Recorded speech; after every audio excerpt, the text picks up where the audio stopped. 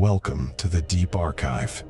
You're below the surface now, descending past the public record into the pressure chamber where the evidence is stored in sealed files, in glass cases, and in the bodies of those who survived the silence.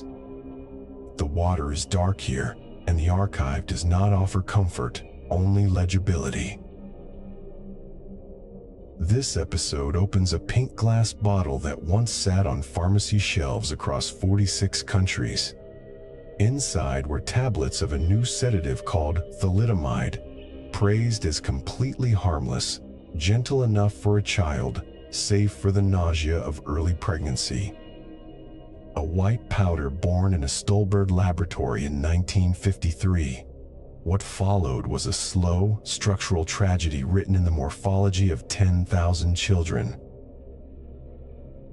We will trace the numb fingers that tried to warn, the doctor's telephone that forced a reckoning, the Sentinel at the FDA who refused to sign, and the decades of debt that no settlement ever fully paid. You will hear of a chemist's flask, a Senate photograph, and a pen held in teeth to sign a paper that closed a file but never a wound. The Deep Archive is supported by listeners who believe that some stories must be preserved before the exit lights dim. If you want to help us keep the descent going, subscribe wherever you listen. Now, the pill that changed the womb. The winter of 1,953 inches. Stolberg was a season of half-light and coal smoke, of mornings that arrived already gray, and evenings that blurred without ceremony into the next shift. The Chemie Grunenthal plant stood on the edge of the town, a modest complex of brick and steel that had survived the war by making industrial solvents, then reinvented itself in the post-war scramble for new medicines. Inside the research wing, a young chemist whose name the official histories would later shield behind corporate plural worked alone at a bench cluttered with beakers, graduated cylinders, and a notebook stained with the thumbprints of previous experiments. The search was for antibiotics, a rational hunt, inspired by the fungal triumphs of penicillin and the emerging promise of streptomycin that consumed the attention of pharmaceutical houses across the newly divided continent. The chemist was methodical, which is to say he followed the stepwise protocols of organic synthesis without knowing that the day's work would outlive him in entirely the wrong way. The procedure involved phthalic anhydride, a cheap industrial intermediate with a sharp, acrid smell, and glutamic acid, an amino acid abundant in the waste streams of sugar beet processing. The chemist heated them together in a flask under reflux, the glass warm under his glove, the vapors condensing along the inner wall and sliding back down like slow tears. What emerged from the reaction mixture was not an antibiotic. It was a white crystalline precipitate, a fine powder that settled at the bottom of the flask with the mute stillness of frost forming overnight on a windowsill.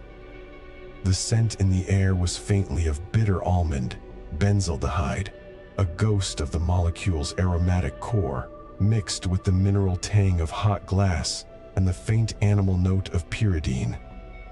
The technician who later weighed the product and recorded its physical constants murmured a phrase that would, in retrospect, acquire the weight of an epitaph, completely non-toxic. The claim was not malicious. It was, by the standards of the time, an honest report on the data in hand. The compound, given the laboratorial code K17 and later the generic name Thalidomide, had been fed to rats and mice in a series of acute toxicity studies designed to measure what pharmacologists call the LD50, the dose that kills half the animals in a given time. The rodents tolerated extraordinarily high amounts without convulsing, without losing consciousness, without dying. They grew drowsy and docile, their little bodies slackening against the sawdust, their breathing slow but regular. After a few hours, they woke and resumed their normal grooming. No organ damage was visible on necropsy. No ulcers, no hemorrhages, no necrosis. The conclusion, recorded in tidy typewritten reports that would later be filed in cabinets the color of old bone, was that K-17 was unusually safe. The margin between an effective dose and a dangerous one seemed wider than the chemist's own future.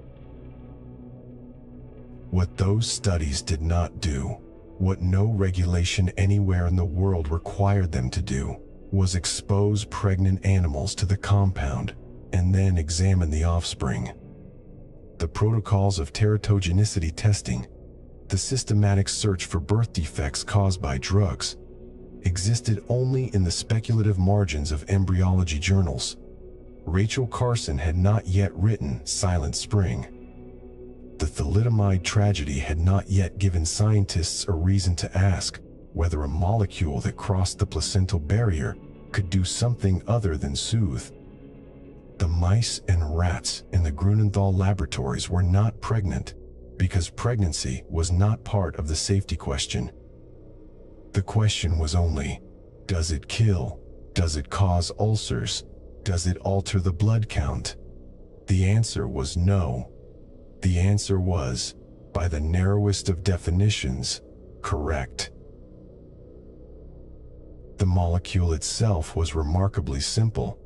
A glutaramide ring fused to a phthalimide group, two flat planes of carbon, nitrogen, and oxygen that rotated slightly in solution.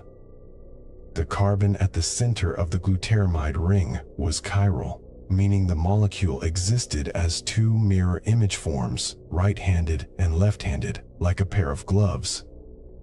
The Flask and Stolberg contained a racemic mixture of both, a 50-50 blend, that the analytical balances could detect, but the biological assays could not distinguish. The left-handed enantiomer, the S form, was later shown to be a potent teratogen. The right-handed R form carried the sedative effect. But the body itself possesses enzymes, interconverting racemases, that flip one form into the other, so that no matter which one enters the bloodstream, both soon circulate. The asymmetry of safety was, at the molecular level, an illusion. There is no harmless isomer. There is only the illusion of separation, sustained for the duration of a chromatography column. Grunenthal's leadership, veterans of the post-war economic miracle that was turning rubble into profit, saw in K-17 a commercial sedative without the lethal potential of the barbiturates that then dominated the insomnia market. Barbiturates killed people, by accident, by design, by miscalculation. A sleeping pill that could not kill, even when swallowed by the fistful, looked less like a drug and more like a reprieve. The company's promotional language, drafted a few years later, would describe thalidomide as completely non-poisonous, a phrase that made no distinction between acute toxicity and the slow, geometric catastrophe that unfolds inside a developing embryo. That distinction was not yet legible in the textbooks. It had not been written because the writing would require the disaster first. The powder from the flask was scaled up, first to pilot batches, then to full production. The chemists at Grunenthal learned to crystallize it in large stainless steel vessels, to filter it through canvas, to dry it on trays in heated cabinets, to mill it into a fine, free-flowing consistency that could be pressed into tablets or sealed into gelatin capsules. The process was clean, reproducible, profitable. The yield was high, the raw materials cheap. The molecule seemed to have no politics, no grudges, no secret allegiances with the machinery of tragedy. It was just a powder, white as a blank page, waiting for a narrative to be written upon it. The laboratory in Stolberg kept no photographic record of the first synthesis. The notebook that described the reaction would later be scrutinized, photocopied, cited in legal proceedings, and finally stored in an archive where the fluorescent lights hummed over boxes of paper that few people ever requested. The glassware was washed and reused. The bench was wiped down with ethanol. The chemist went home through the winter dark, his lungs full of the cold air that carried the distant smell of the foundries in the Ruhr. Nothing marked the night as historical. The most consequential events rarely announce themselves. They settle into the record like the crystalline powder, quiet and white, waiting for the temperature to change. The strange part was not that it worked, but that nobody knew why. Thalidomide's sedative mechanism could not be explained by the existing maps of neurotransmission. It did not bind to the receptors that recognized barbiturates, benzodiazepines, or alcohol. It produced a sleep that was deep but not paralytic, a quieting of the central nervous system that left the heart and lungs largely untroubled. The mystery should have been a warning, a signal that the molecule was interacting with biological pathways that science had not yet named. But in the pharmaceutical culture of the 1950s, a mystery could be marketed as a marvel. Doctors did not always know how aspirin worked, or digitalis, or ether. Efficacy preceded mechanism, and safety was assumed from the absence of corpses. The bottle was small enough to disappear in a coat pocket, but large enough to change a border.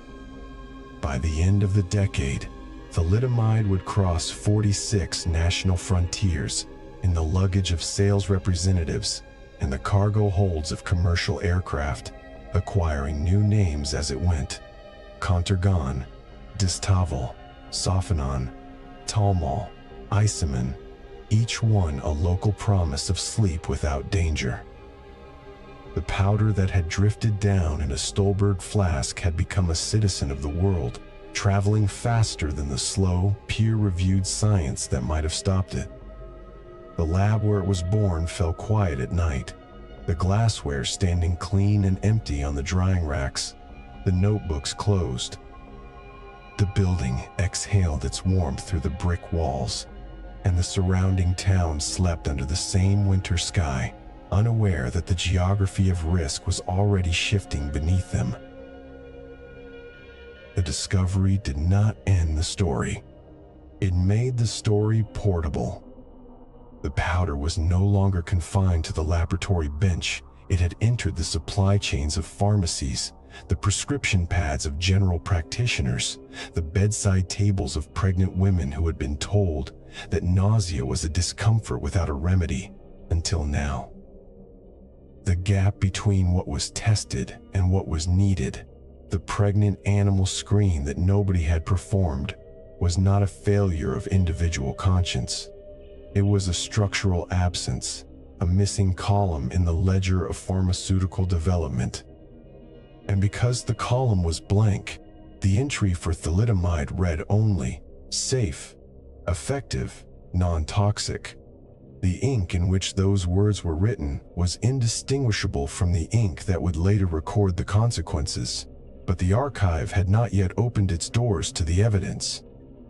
The archive was still, in 1953, a silent room in a future building, its shelves empty, its catalog untyped, its windows facing a morning that would take 7 more years to arrive. A narrow bottle of pink glass, translucent as a throat lozenge, stands among dozens of identical pink bottles on a shelf of polished oak. The light in this pharmacy comes from a brass fixture overhead, warm, deliberate, the kind of light that makes powders in porcelain jars look trustworthy. Outside, the damp breath of a Hamburg winter presses against the window, but inside, the air is dry and smells of camphor, starched linen, and the faint, bitter almond that clings to every pharmacist's apron. A bell above the door shivers on its spring. The pharmacist looks up from his ledger. She is perhaps 4 months along, her coat buttoned at an angle to accommodate a new shape. her face drawn with the exhaustion that comes not from labor but from its opposite, the ceaseless nausea that turns every meal into a negotiation with gravity. She does not need to explain. The pharmacist reaches for the pink bottle as naturally as a postman reaches for a letter. Contergan. The word is printed in white letters that promise nothing more complicated than relief. He slides the bottle into a small paper bag and, because he has said it 100 times, he smiles and adds, "Completely harmless, you can even give it to a child." The date is 1958. The bottle contains a molecule that did not exist 5 years ago. A molecule born not from a deliberate search for a safer sedative, but from a routine attempt to synthesize antibiotics from industrial waste. That origin story, a gray sludge in a Stolberg flask, a byproduct that someone thought to test on animals for acute toxicity, and then, finding no immediate death, classified as inert, is already fading into the past. What matters now is the pink bottle and the quiet spell it casts. The woman pays with a few crisp marks, slides the bag into her handbag, and walks back into the damp day. She will take the first tablet tonight with a glass of warm milk, and within the hour her nausea will ebb like a tide retreating from a stone. She will sleep deeper than she has in weeks. And in the silent factory of her womb, where the long bones of the limbs are just beginning to sketch their first calcium traces, a chemical will slip across the placental barrier and begin its work, not yet legible in any medical textbook. This was the paradox wrapped in pink cellophane. Thalidomide arrived as a reprieve for the chemistry of creation, the roiling stomach, the sleeplessness, the anxious heart, without anyone understanding that it could become an eraser of the very thing being created. It was not a poison in the classical sense. It did not paralyze, did not convulse, did not burn. It simply quieted the nervous system with a soft, unremarkable competence, like a librarian turning off the noisy lamps one by one. The woman who took it felt her body settle. The embryo, a millimeter-long assembly of dividing cells, encountered a molecule that fit into a protein called cereblon, a protein whose function would remain unknown for decades, and the cascade that followed would interrupt the formation of limb buds, the delicate choreography of vessel growth, the very architecture of the body plan. But in 1958, none of this was knowable. None of it was even suspected. The strangeness lies not in what was hidden, but in how thoroughly the question was never asked. The preclinical testing at Chemie Grunenthal had followed the rituals of its time. Rats and rabbits dosed and observed, blood drawn, organs weighed, tissues slid under a microscope. But no pregnant animal had ever received a single milligram. Teratogenicity, the capacity to malform a fetus, was not a routine screen. It was a blind spot large enough to swallow a generation, and so the pink bottles multiplied. By 1960, Contergan had acquired a passport thick with stamps. It was licensed in 46 countries, packaged under at least 37 trade names, and translated into the pharmacopoeias of half the world. In Britain, it glowed inside green and white boxes as Distaval, advertised with a photograph of a small child reaching for a bottle, the copy reassuring doctors that Distaval can be given with complete safety to pregnant women and nursing mothers. In the Netherlands, it was Sofenon, and the promotional literature featured a smiling infant holding a tablet as if it were a sugar drop. In Canada and Australia, it was Talmol. In Japan, Isamin. In Spain, Imidon. Each name was a fresh coat of paint on the same quiet machinery. The molecule did not change its behavior in different postal codes. It was, in every market, the same racemic mixture of left and right-handed enantiomers, one sedative, one teratogenic, the two interconverting inside the body so rapidly that no purification could ever make the drug safe. The bottles traveled well. They fit into ship manifests and cargo planes, into diplomatic pouches and the sample cases of traveling salesmen.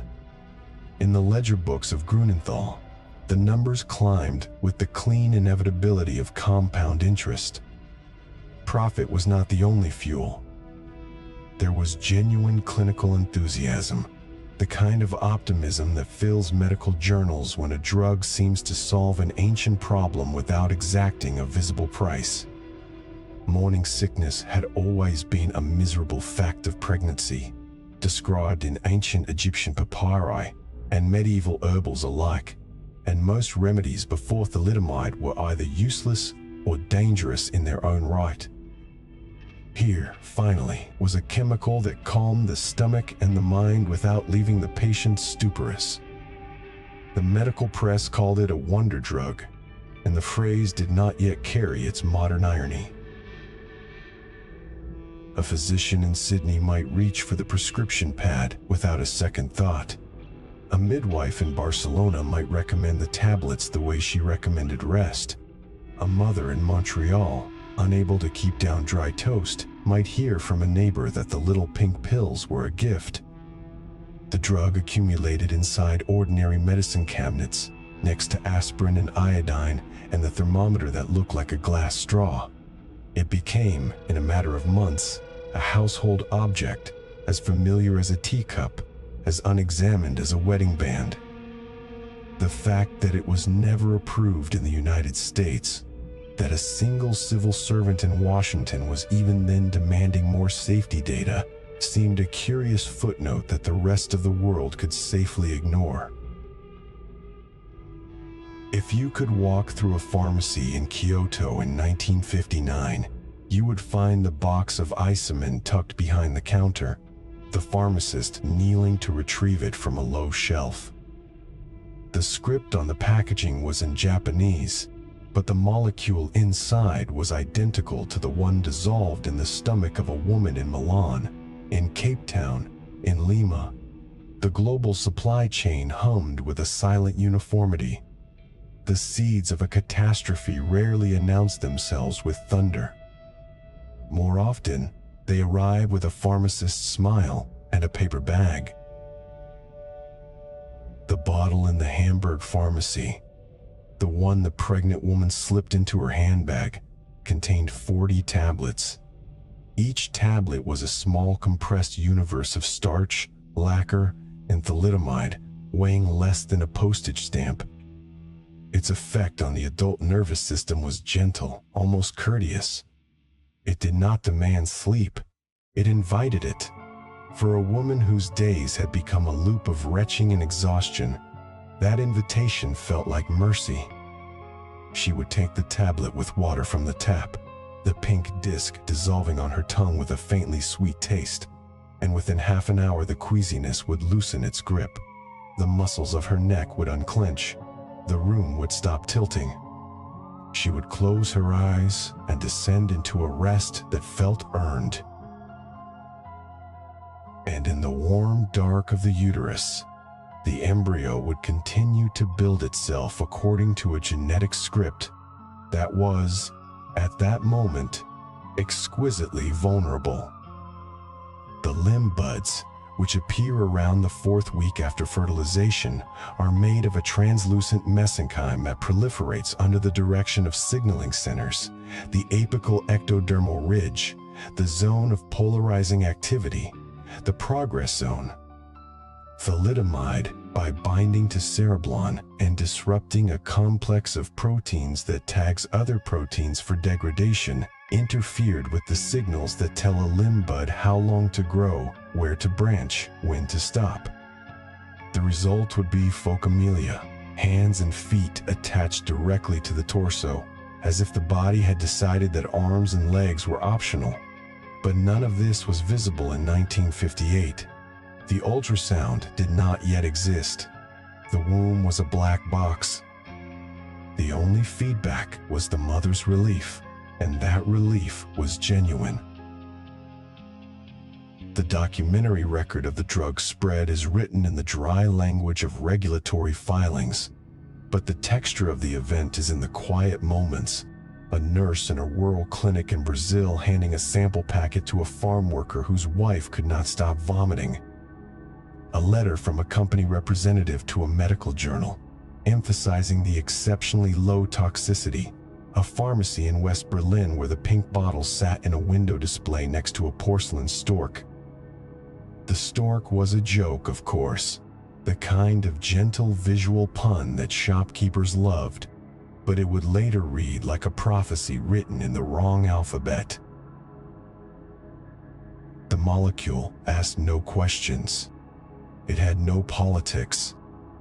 It was an arrangement of carbon, hydrogen, nitrogen, and oxygen, a glutaramide ring fused to a phthalimide ring, a structure that would eventually be drawn on blackboards in 1,000 chemistry lectures as a warning. But in the late 1950s, it was simply a product. The factory in Stolberg ran 3 shifts. The glass-lined reactors steamed and cooled. The crystalline powder, white and odorless, was mixed with excipients and pressed into tablets by machines that clicked like metronomes.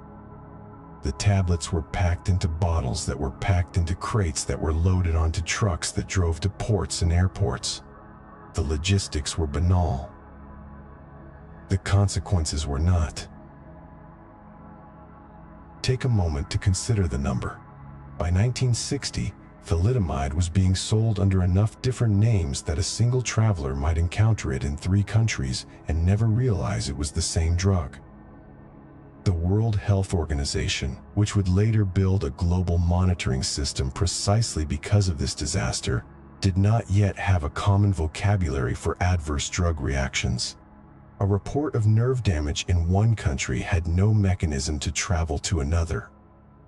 The peripheral neuritis that some patients were already reporting, the tingling, the numbness that crept from toes to ankles, was filed in medical records that spoke no common tongue.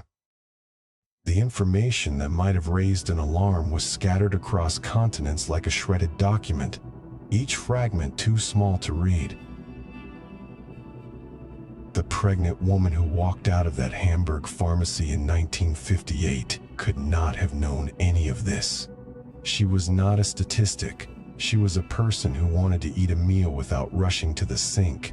She wanted to sleep through the night and wake to a morning that did not taste of bile.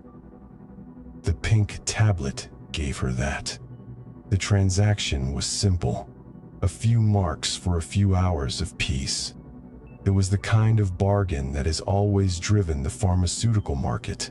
Suffering exchanged for chemistry. Risk hidden inside the fold of the label where no one yet thought to look. If you visit the archive, you will find a sample of the original Contergan packaging, still bearing the claim, ungiftig, non-toxic, printed in a confident serif. Next to it, in a climate-controlled drawer, rests a photograph of the Stolberg plant, white steam rising from a chimney against a gray sky. The 2 objects, placed side by side, contain the whole story. One is the promise, the other, the source. Between them stretches a distance that cannot be measured in kilometers. It is the distance between a symptom and its cause, between a mother's relief and a child's body, between a regulatory checklist that was completed and a test that was never performed. The chapter of the pink Hypnotic closes not with a bang, but with the soft click of a medicine cabinet door. The bottle stands on the shelf behind the mirror. The woman has gone to bed. The street outside is quiet. And inside the womb, a process has been interrupted that will not announce itself for another half a year, when the delivery room will fall silent and a doctor will whisper a question that has no answer yet. The pink bottle, innocent as a cough drop, will remain on the shelf, its tablets slowly depleted, its promise still intact. The bill, written in a chemical script that no one could yet translate, will not arrive for another 3 years. But the postmark has already been stamped. In the autumn of 1959, before the word thalidomide carried any weight heavier than a prescription pad, a woman in her 30s sat in a general practitioner's surgery near the Rhine and tried to describe something that had no proper name. She complained not of a burn, a cramp, or a stabbing pain, but of a quiet unraveling. Her feet, she said, had begun to feel as though she were walking on a cushion of crushed velvet that thickened each week. Her fingers had developed their own weather, a permanent fog through which she could still move, still grip a teacup, still button a child's coat, but without the old certainty of outline. The doctor wrote paresthesia in his notes, prescribed rest, and sent her home. She was one of the first, but the file would grow. 4 miles away, the laboratories of Chemie Grunenthal kept their own file. It was thicker. By the time the woman in the surgery was struggling to describe velvet feet, the company had received at least half a dozen reports from clinicians in West Germany and Switzerland who had noticed a bizarre constellation of symptoms among patients taking the new sedative regularly. The reports spoke of tingling, of burning cold, of a sensation like walking on cotton wool, of fingers that could no longer distinguish a coin from a key without looking. The medical term was peripheral neuritis, and it was known but rarely seen outside chronic alcoholism, diabetes, or heavy metal poisoning. For it to appear in healthy women taking a mild sleeping pill was an anomaly that demanded a hard microscope. The company reached instead for a pin. They replied to the reporting physicians with polite letters thanking them for their vigilance. They suggested the symptoms might be coincidental, perhaps psychosomatic, the nerves of overwrought housewives, the aches of modern life. They promised to investigate. That investigation never arrived. In the internal memos, the neuritis was acknowledged as a nuisance, a tolerable side effect that might limit long-term use, but did not threaten the central promise of the drug, that it was safe, that it was gentle, that it could be given to a child. The production lines in Stolberg never slowed. The pink bottles kept crossing borders with the quiet hum of a well-engineered machine. The body's own alarm system was sending signals in a code no one wanted to crack. To understand why that code was so easy to ignore, you have to understand what peripheral neuritis actually is, not as a bullet point in a pharmacology textbook, but as a slow cellular negotiation between a molecule and a nerve. The peripheral nerves are the body's telegraph wires, long, insulated fibers that run from the spinal cord to the furthest tips of the fingers and toes, carrying sensation inward and command outward. A healthy nerve fiber is wrapped in a fatty myelin sheath, the biological equivalent of rubber insulation. When thalidomide enters the bloodstream at a steady concentration, something in its molecular shape begins to interfere with that insulation. The exact mechanism was not understood in 1959. It would take decades to piece together the drug's anti-angiogenic pull, its dance with the protein cereblon, but the effect was unmistakable. The myelin began to fray. Signals that should have traveled smoothly became interrupted, then distorted, then lost. The first casualty was proprioception, the silent sense that tells you where your limb ends and the world begins. Then came temperature, then touch. At the deep end of the damage, even a needle could feel like a blunt pencil, not because the nerve amplified pain, but because it deleted it. In a neurology clinic in Dusseldorf, in the cold January of 1960, a patient who had been taking thalidomide for 6 months lay on an examination couch and watched the ceiling while a doctor tested the reflexes of her ankles. The hammer tapped. The foot did not jerk. The doctor took a sterile pin from a tray and pressed it lightly against the sole. He moved it upward from heel to arch to the ball of the foot, waiting for the patient to say now. She flinched, but not from pain. She flinched because she could not feel the point at all. The pin had crossed a boundary on her skin that separated sensation from absence, and the passage from one zone to the other was so sudden, so absolute, that it registered in the brain as a kind of vertigo. The doctor dictated a note into a small machine. Bilateral distal sensory loss, deep tendon reflexes absent. Suspect toxic neuropathy. Patient continues. Contergan 100 milligrams nightly. That note was typed, filed, and never forwarded to a regulator. It would remain in the clinic's cabinet for 2 years, a warning sealed in Manila. The strange part was not that the damage occurred, but that nobody connected it to the womb.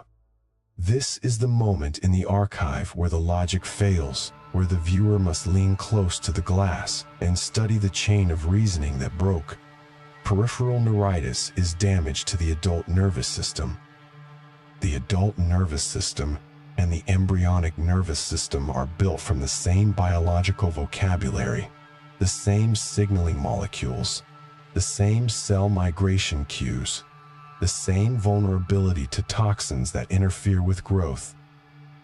A drug that can fray myelin in a 40-year-old hand can, in principle, erase the architectural plans of a limb bud at 28 days of gestation. But in 1960, the science of teratology was a dim corridor. The placenta was still widely imagined as a perfect barrier, a sealed door between the mother and the fetus. The idea that a sedative could cross it and remodel the child was not just unproven, it was professionally unthinkable. So the neuritis remained a peripheral problem in every sense, limited to the extremities, kept at the margins of concern, never permitted to speak for the center. The company's sales representatives, polite, well-dressed men carrying sample cases and reassuring smiles, were trained to handle the neuritis question with a gentle pivot. They told doctors that the symptoms were rare, reversible, and unrelated to the drug's core action. They emphasized the enormous popularity of Contergan, the millions of doses taken without incident.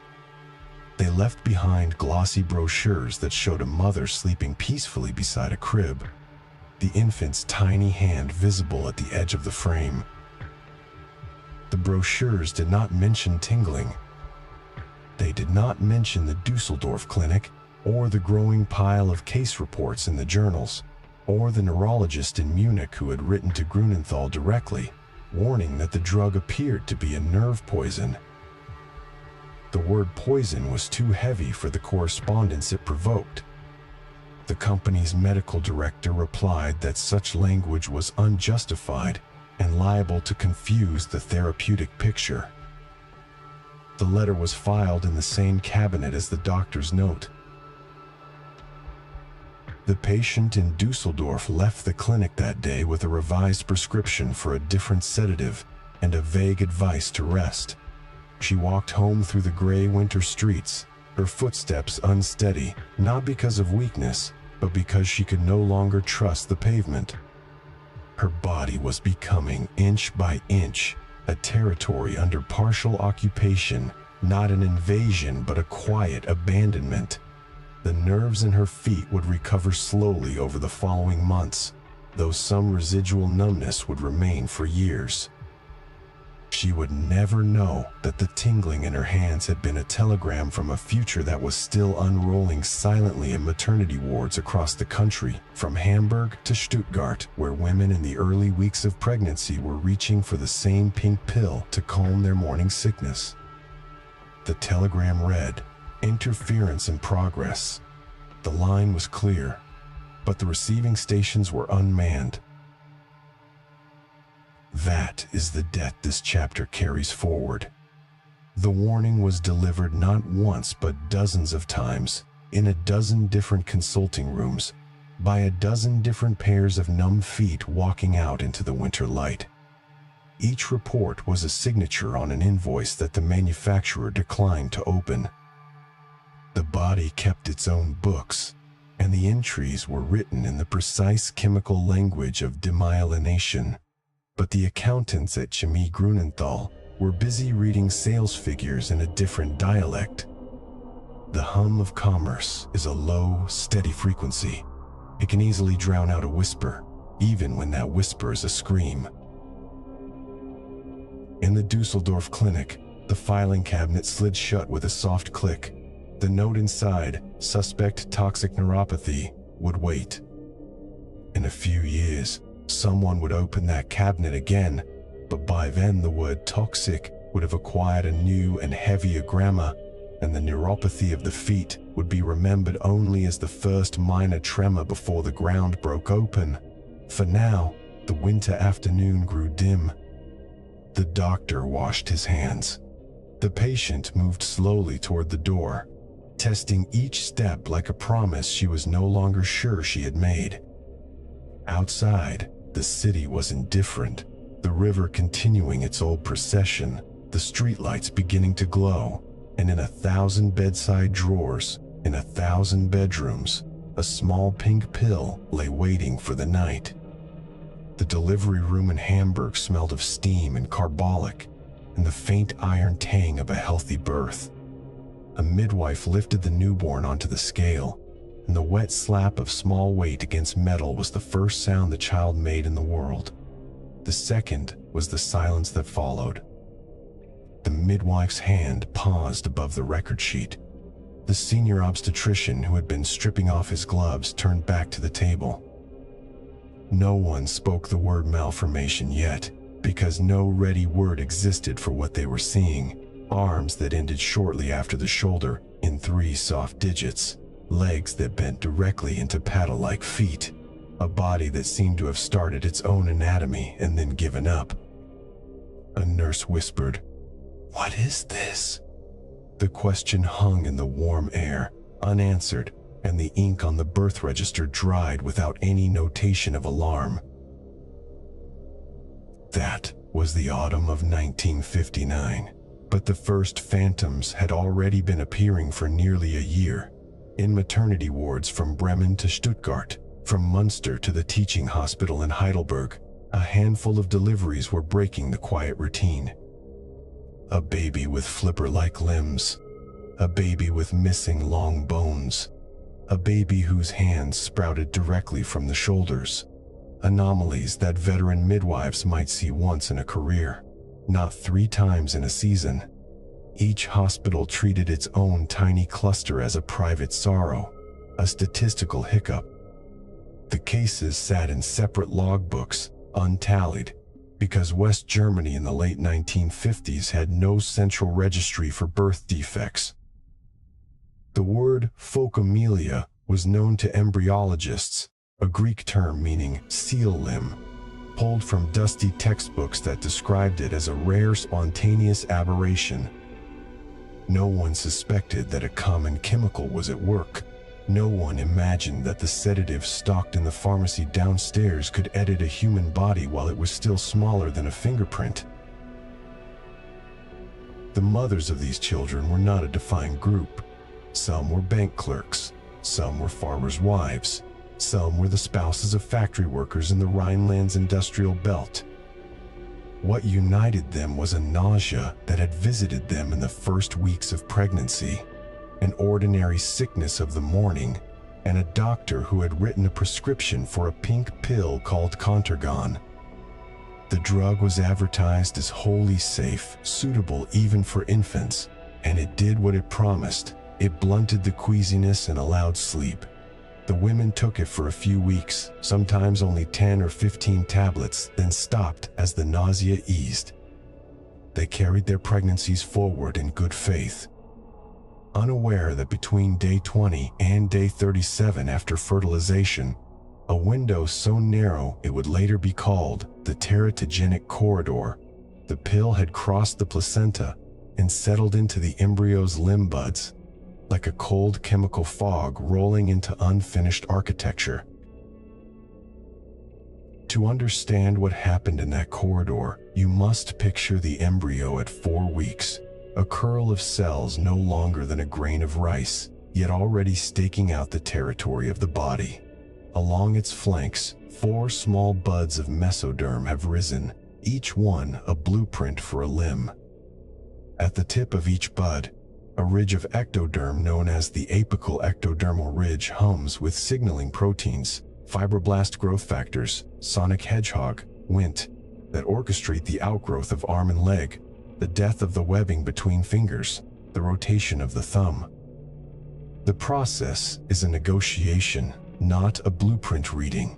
Cells multiply, migrate, and die on a precise schedule that tolerates almost no interruption. Thalidomide, or more precisely, a metabolite of its S-enantiomer, bound to a protein called cereblon, a discovery that would take another half-century. Cereblon is part of a ubiquitin ligase complex, a cellular machine that tags other proteins for destruction. The drug hijacked this machine and caused it to degrade proteins essential for limb outgrowth, including a transcription factor named Sol4. The result was a biological foreclosure. The limb bud received the signal to stop building, and the scaffolding of the arm or leg was silently demolished. The embryo kept growing, but the limb blueprint had been deleted. None of this was known in 1959. What the delivery room staffs knew was the weight of a newborn on a scale and the sudden hollow feeling of something gone wrong.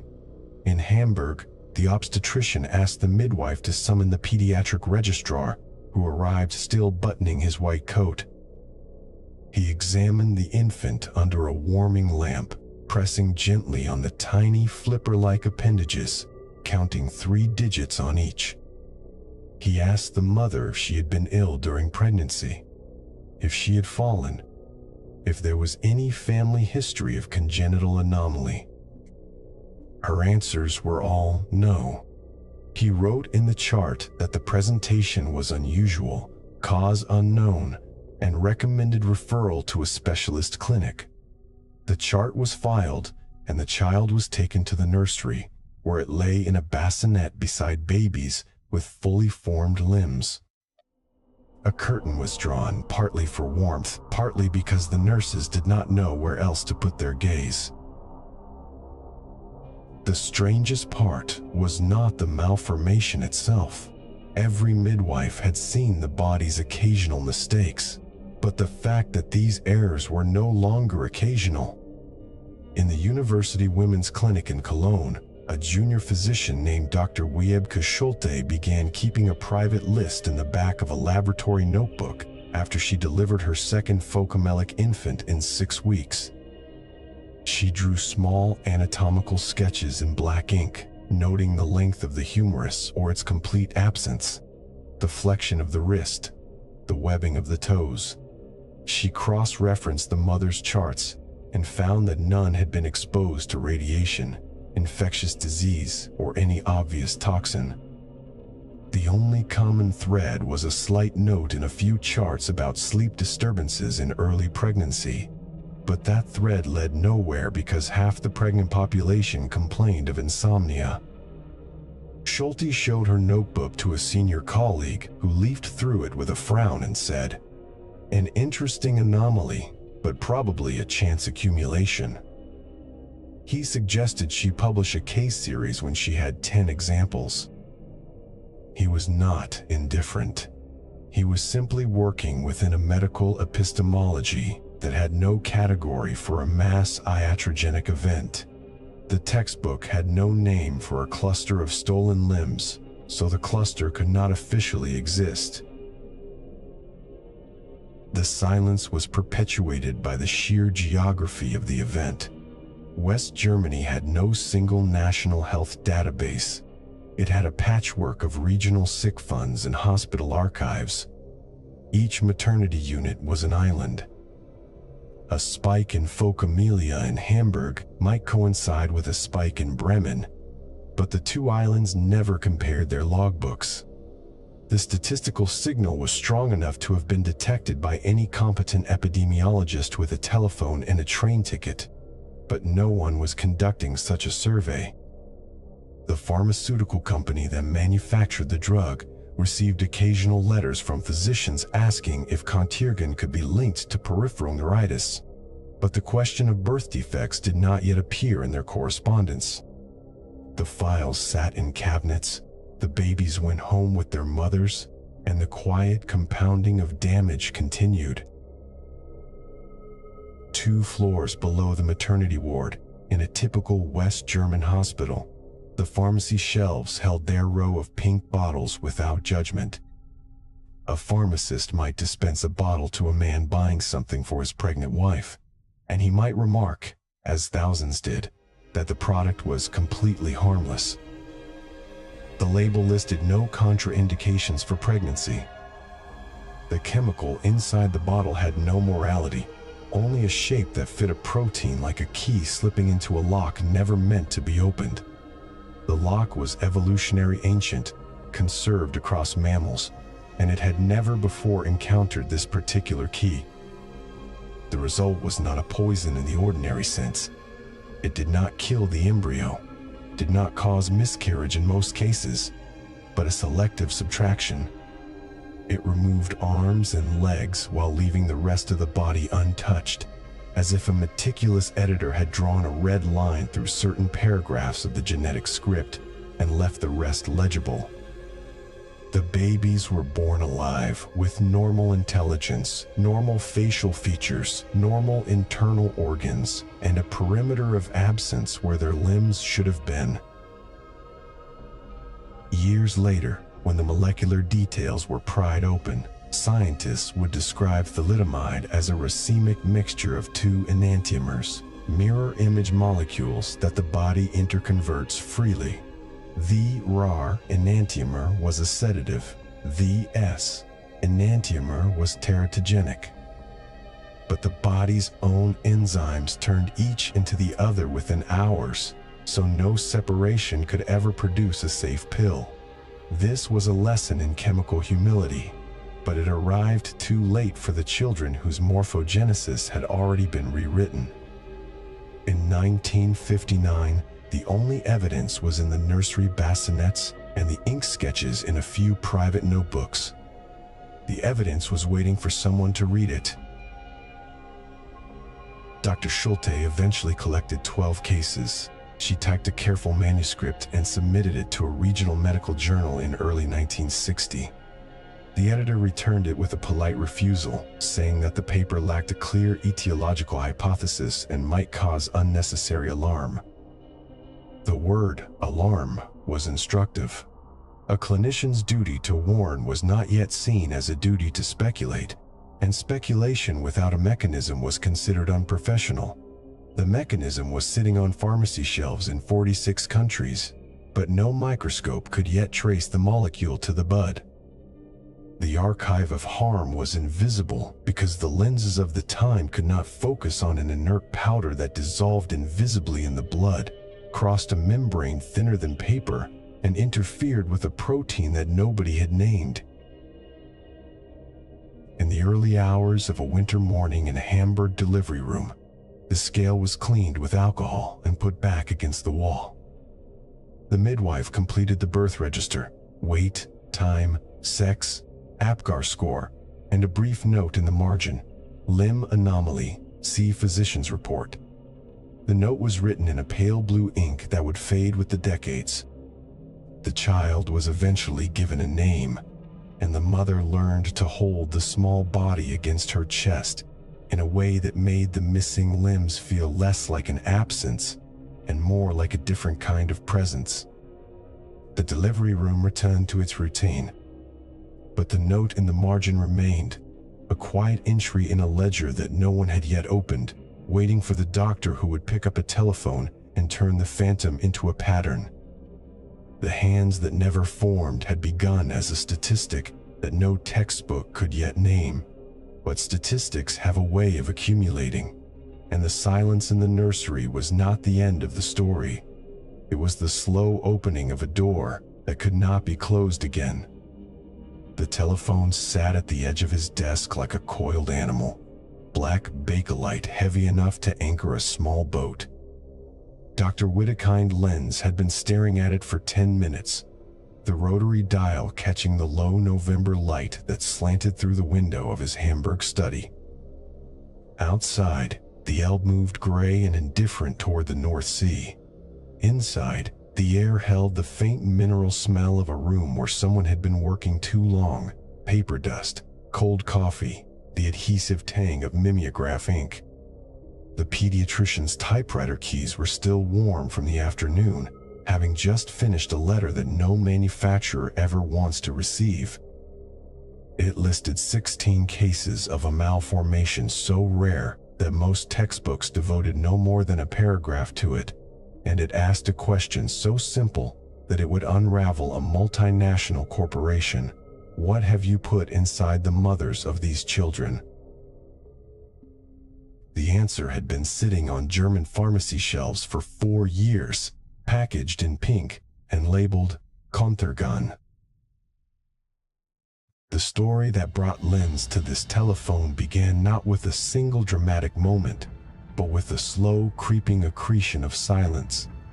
The kind of silence that settles over delivery rooms when a newborn's cry does not sound like relief. Throughout 1958 and into 1959, maternity hospitals in Hamburg, Dusseldorf, and Bonn had been recording births that the nurses could not name. Infants arrived with arms that ended at the elbow as if the blueprint had been folded away mid-page, with legs that flared into flipper-like feet directly from the hip, with fingers that sprouted like tiny buds from shoulders that had never grown a humerus. Phocomelia, from the Greek for seal limb, was so unusual that a single case in a decade might prompt a journal article. Now clusters were appearing in the same month, in the same city, in the same ward, and for a long time nobody connected them to anything except bad luck or a hidden genetic curse. Lenz was not the first to notice, but he was the first to approach the problem, not as a diagnostician of individual tragedy, but as an epidemiologist of suspicion. He began by visiting families, not in the clinic but in their homes, sitting on sofas still protected by plastic covers, accepting cups of ersatz coffee, and asking the most intimate questions a doctor can ask a mother. What did you eat? What did you touch? What did you take? The answers came back scrawled in his notebook in a cramped, disciplined script: iron supplements, aspirin, a sedative for morning sickness. That last item appeared again and again, a small pink tablet that the pharmacist had recommended as harmless, that the packaging had described as safe even for infants, that the manufacturer had promoted with the slogan, completely non-toxic. The name changed from town to town: Contergan, Sofenon, Distaval. But the chemical inside remained the same: thalidomide. The pediatrician's method was a kind of forensic accountancy. He built a ledger not of money but of days, when the drug was taken, for how long, at what point in the pregnancy. He noticed that the malformations appeared only in children whose mothers had ingested the drug during a narrow window. Between the 20th and 37th day after fertilization, the period when the limb buds emerge from the embryonic body like tiny sculptor's armatures waiting for muscle and skin. If the drug entered the bloodstream before that window, nothing happened. If it entered after, nothing happened. But if it crossed the placenta during those 17 days, the chemical erased the instructions. For arms and legs as cleanly as a typist's correction fluid, lifting ink from a page. Lenz did not yet know the molecular mechanism. The protein cereblon would not be identified for another half-century. But he could see the pattern in the dates the way an astronomer sees a planet in the wobble of a distant star. By the autumn of 1961, his private ledger had swelled to over 50 cases, each one a family name, a birth date, a prescription record. He had spoken to midwives who sobbed in his office. He had examined children whose eyes followed him with a clarity that belied their twisted bodies. He had written polite letters to Grunenthal's medical director asking for information and received replies that were, in his recollection, courteous evasions. The company's representatives suggested that the malformations might be due to radiation, to genetics, to maternal hysteria, to anything but their flagship sedative, which by now was generating millions in sales across 46 countries. The silence from the manufacturer was not malevolent in the way a villain's silence is malevolent. It was the silence of a system designed to hear only affirmation. The company had never tested the drug in a pregnant animal, not because of cruelty, but because no regulation anywhere on Earth required it. The gap in the law was the gap in the womb, and the womb had become a testing ground without any woman's consent. On the night of November 15, 1961, Lenz decided that his letters had exhausted their utility. He picked up the telephone, placed a call to the Grunenthal headquarters in Stolberg, and asked to speak to the senior physician responsible for product safety. The rotary dial returned to its resting position with a soft click after each digit, a series of small mechanical surrenders. When the connection crackled to life, Lenz spoke not with anger, but with the terrible calm of a man who has already completed his calculations. He presented his cases. He explained the temporal correlation. He asked, again, for the company's own data on fetal safety. And then he said something that the executive on the other end would later recall as the moment the room changed temperature. Lenz said, "I am not asking you to believe me. I am asking you to explain why I am mistaken." The line went quiet. The pediatrician's fingers, resting on the telephone, felt the cold of the bakelite slowly yielding to the warmth of his own skin. The innocence that Grunenthal had claimed for its product had already dissolved, molecule by molecule, in the bloodstreams of thousands of women, and now the dissolution had reached the corporation's front door. What followed was not a swift capitulation, but a sequence of events compressed by public scrutiny. On November 20, a German newspaper published an article describing Lenz's suspicions and the rising count of affected infants. The headline did not use the word epidemic, but readers understood. Within days, the health ministry convened an emergency meeting. Grunenthal, facing a cascade of media reports that no advertising campaign could contain, announced the withdrawal of Contergan from the West German market on November 27, 1961. The official statement cited unconfirmed reports of side effects and invoked the principle of voluntary precaution. It did not admit liability. It did not apologize. It pulled the pink bottles from the shelves with the same bureaucratic language that had once placed them there. The pediatrician's telephone call had tripped a switch that no one else had been able to reach. He had done it not with a laboratory, not with a team of statisticians, not with political influence, but with a typewriter, a stack of patient histories, and a refusal to accept that a statistical anomaly was merely fate. Yet the paradox of his achievement wrapped around the phone line like a strangler fig. The drug was being withdrawn, but the children to whom it had already been administered were as limbless as they had been the day before. The mothers who had taken the pill to calm their nausea now held infants whose bodies testified to a calm that had come at a price nobody had disclosed. Lenz could stop the ongoing damage, and he did, preventing countless additional exposures across Europe. But he could not reverse what the molecule had already inscribed into cartilage and bone. The triumph of correlation was not a cure. It was a ledger entry in a book that would never balance.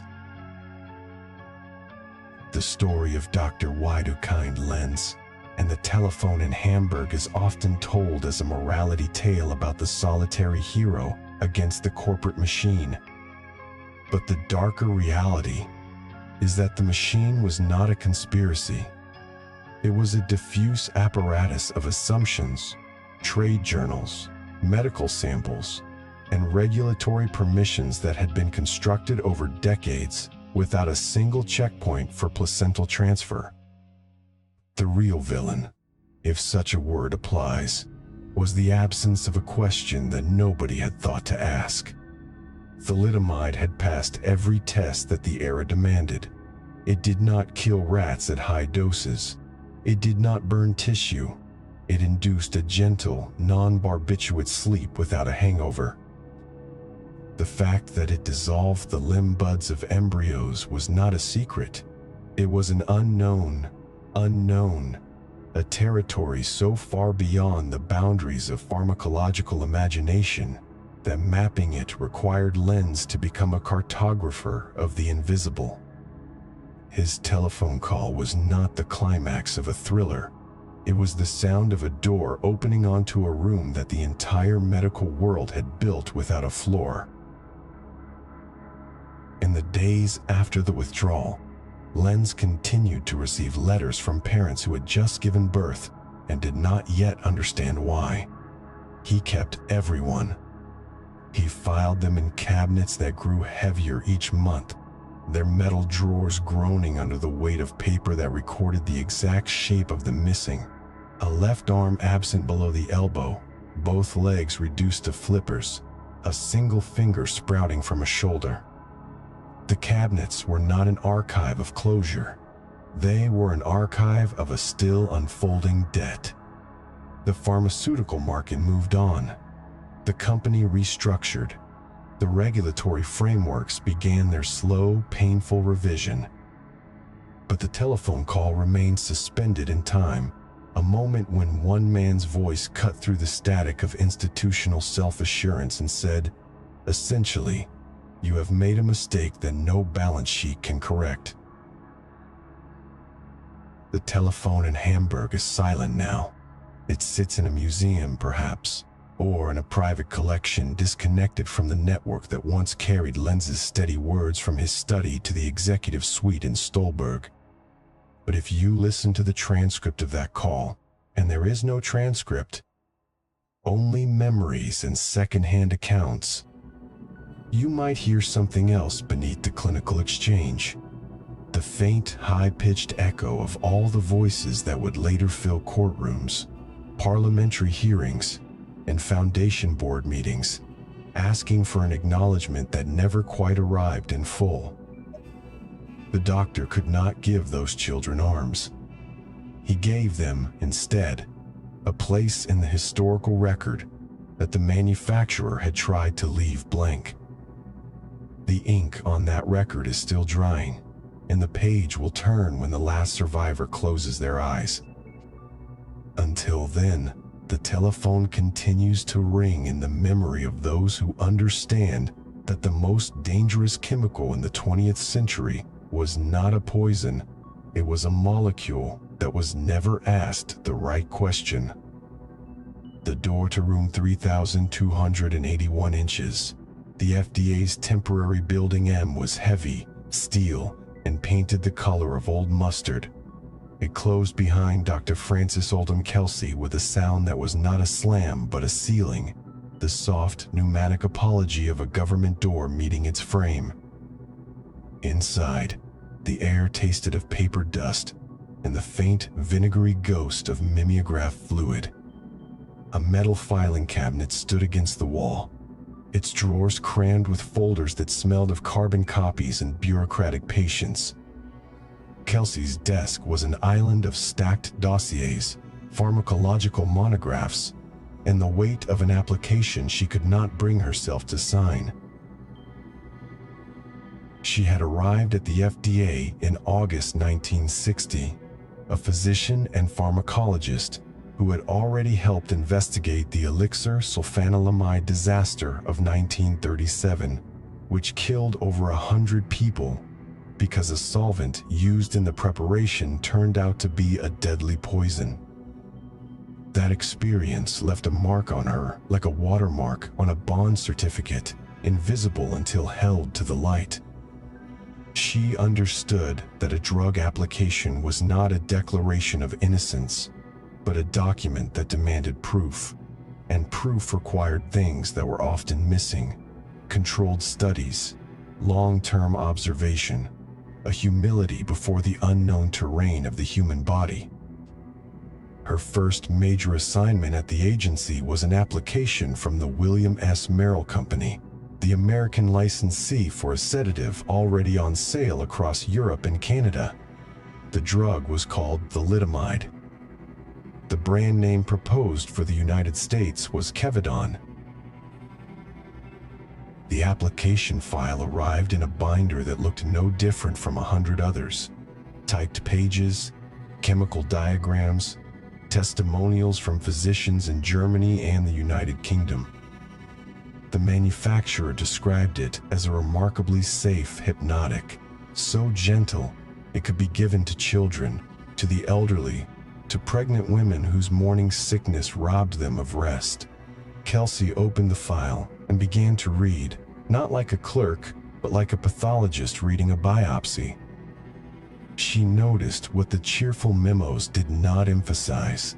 The studies on absorption, metabolism, and excretion were thin, almost anecdotal. There were no adequate investigations of chronic toxicity. There was no examination of what the drug did to a fetus. The clinical reports spoke of sedation, not of mechanism. The safety data rested on the assumption that a dose big enough to kill an animal had not been found, and therefore the drug must be harmless. To Kelsey, this logic was a glass bridge suspended over a canyon no one had yet mapped. The strange part was not that the application was weak. The strange part was that nobody else seemed to mind. Richardson, Merrill expected a swift approval. The company had already branded the drug, printed brochures, and, without waiting for a green light, dispatched over 1,000 clinical investigators with 2.5 million sample tablets of Kefauver to distribute to patients. A promotional practice that blurred the line between research and marketing so thoroughly that the line effectively vanished. The tablets fanned out across the country in small envelopes, quietly entering medicine cabinets in Ohio, California, Texas, and anywhere a physician felt the future was safe to swallow. The application sat on Kelsey's desk, but the drug was already circulating in the unsuspecting bloodstream of the Republic. Kelsey found herself in a peculiar isolation. The law at the time gave her 60 days to evaluate a new drug application.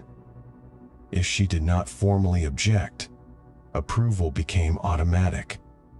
A clockwork mechanism designed to speed medicines to market, not to pause for doubts. She objected. The clock stopped. The company sent letters, then visits, then pressure wrapped in politeness. They cited the European record, the millions of patient nights of use, the absence of reported catastrophe. Kelsey asked for better evidence. They sent more testimonials. She asked for controlled studies. They sent opinions.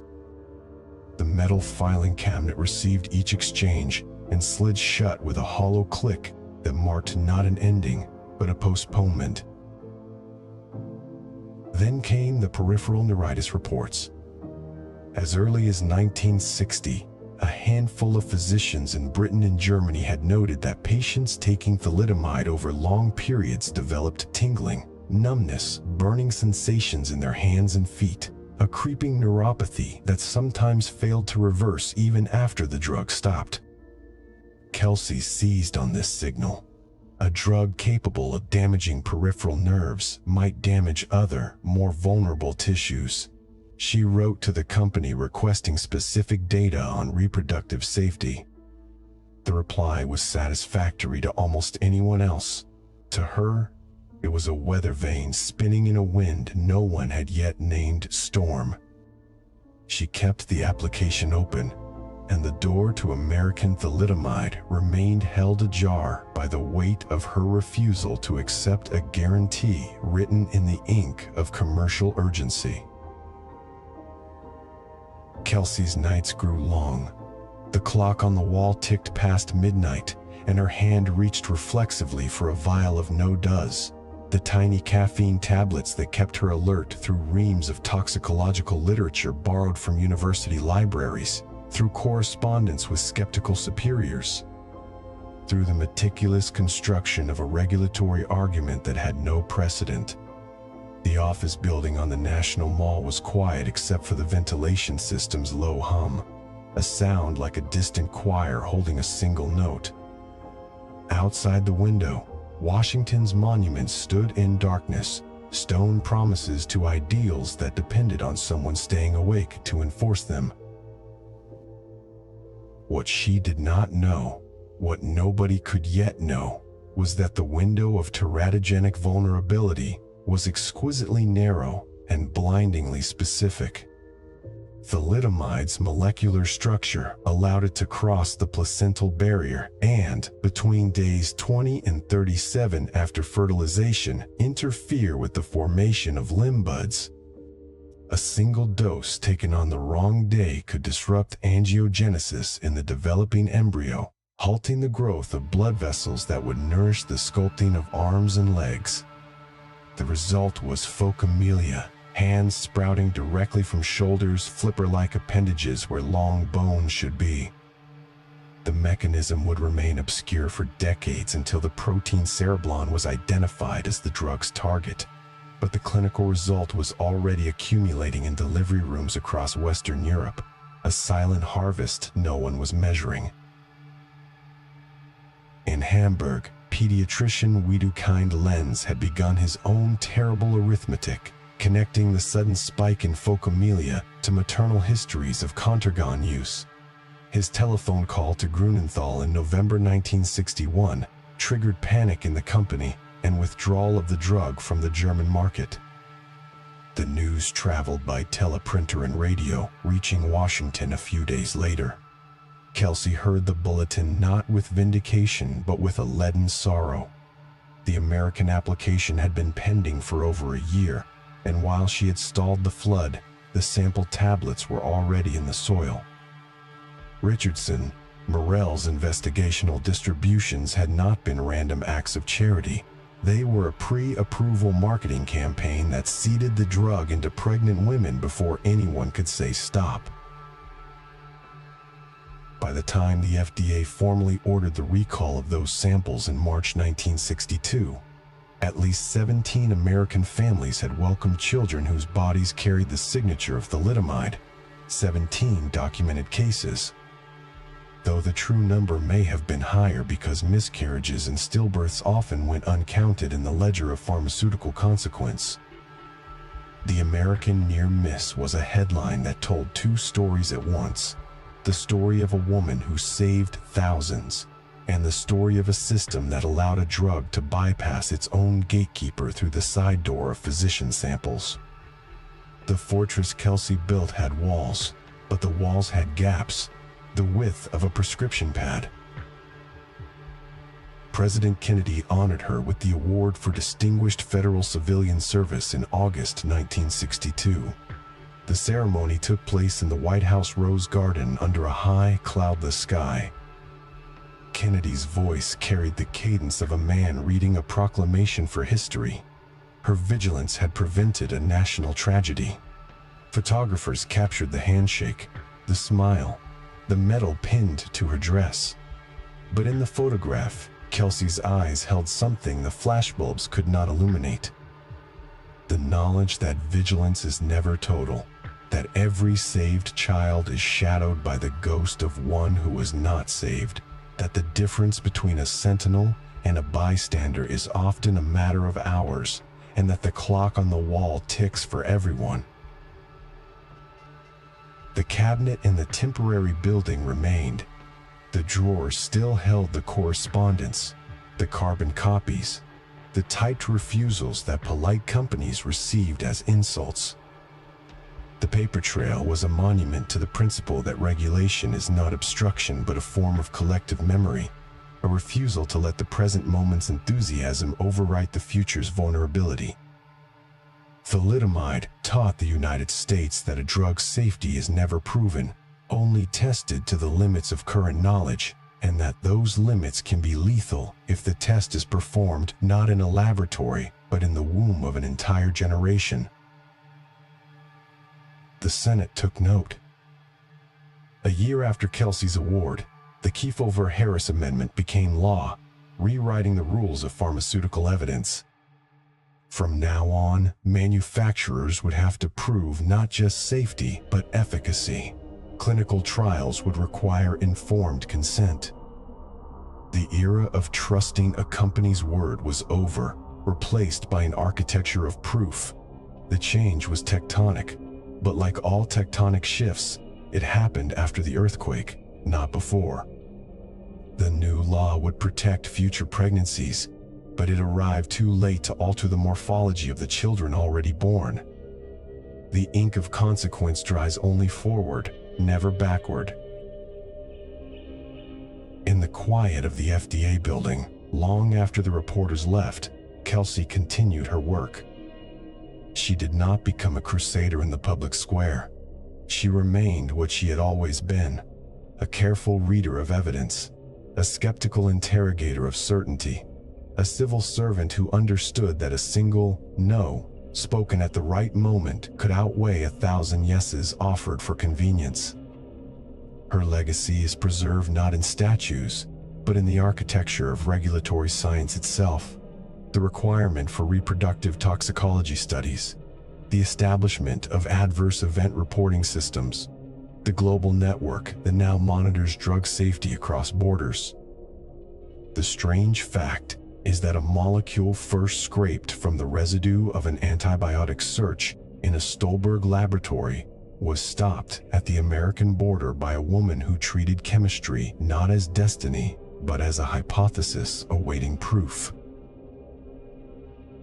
And yet, the 17 children, the American thalidomide survivors, grew up hearing the story of how their nation was spared. Their bodies became a contradiction that no metal could resolve. They were the exceptions that proved the rule of near miss, the living evidence that the sample tablets had found their marks. Their existence was a quiet rebuke to triumphalism, a reminder that the fortress of regulation is always under construction, always vulnerable to the next molecule that wears an innocent chemical name and arrives in a brochure promising rest. The archival box that holds Kelsey's papers today includes a letter she wrote to a colleague in 1962. In it, she reflected not on her victory, but on the peculiar isolation of doubt. When a drug is new and everyone shouts its praise, she wrote, the one who questions seems not a scientist, but an obstructionist. Later, when the damage is cataloged, that same person is called a hero. The heroism was merely stubbornness applied to the safety of strangers. The sentence rests between acid-free sheets in a temperature-controlled repository, as likely to be studied by future toxicologists as by future philosophers. The cabinet is shut. The clock keeps ticking. Somewhere, another application arrives on another desk, and the Sentinel must choose again whether silence is safety or complicity. The building that housed the temporary building is gone now, replaced by modern structures of glass and steel.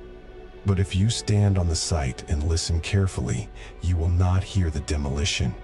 You will hear the click of a metal drawer, the scratch of a pen, the distant ring of a telephone in Hamburg, a network of sounds that trace the path of a pill from a chemist's flask to a Senate hearing room, and the path of a question from a single officer's desk to the bloodstream of a nation that almost believed in harmless drugs.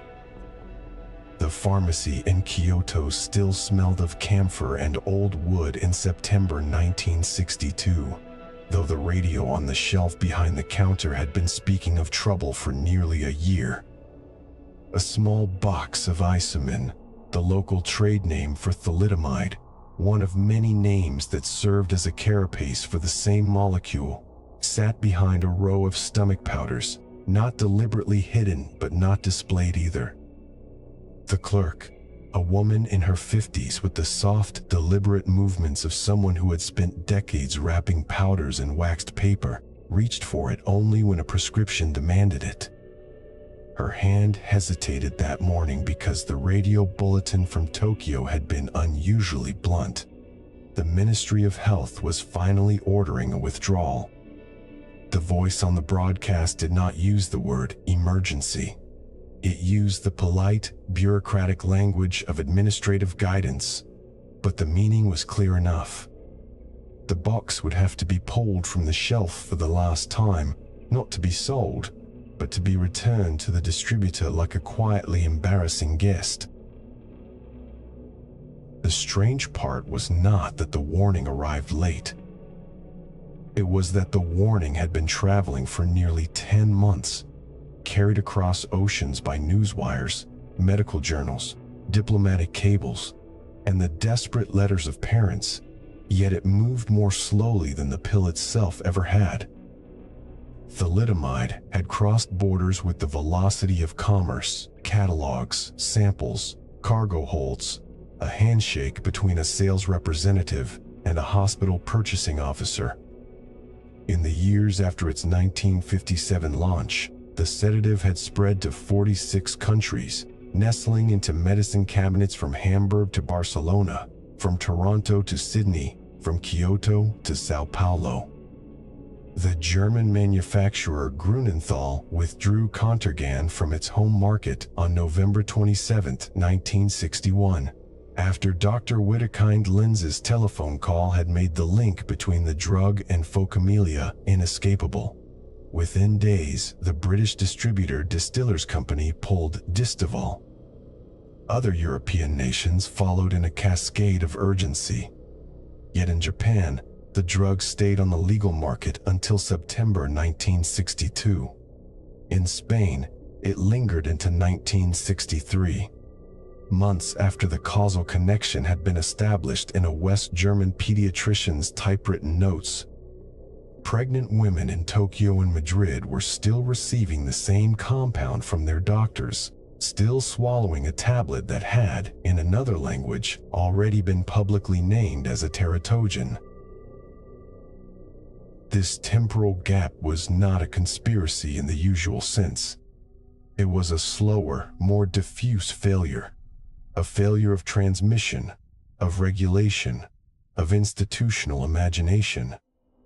The Japanese distributor, Dainippon Pharmaceutical, had licensed thalidomide in 1958 and marketed it under several brand names, including Isomin and Proban M, promoting it heavily for morning sickness and nervous tension.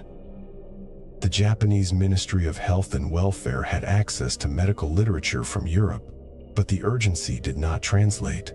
The ministry's processes relied on formal notification from the manufacturer or from foreign regulatory agencies, and no global early warning system existed. The World Health Organization's Adverse Drug Reaction Monitoring Program would not be launched until 1968, born directly from this tragedy. In 1961 and 1962, the world's pharmacovigilance was a patchwork of paper and postage stamps, no faster than the slowest clerk. A German withdrawal notice did not automatically become a Japanese recall. It became a file on a desk, a memorandum to be considered, a question to be referred to, a committee that met once a month. Meanwhile, prescriptions continued. In Spain, the delay was even longer.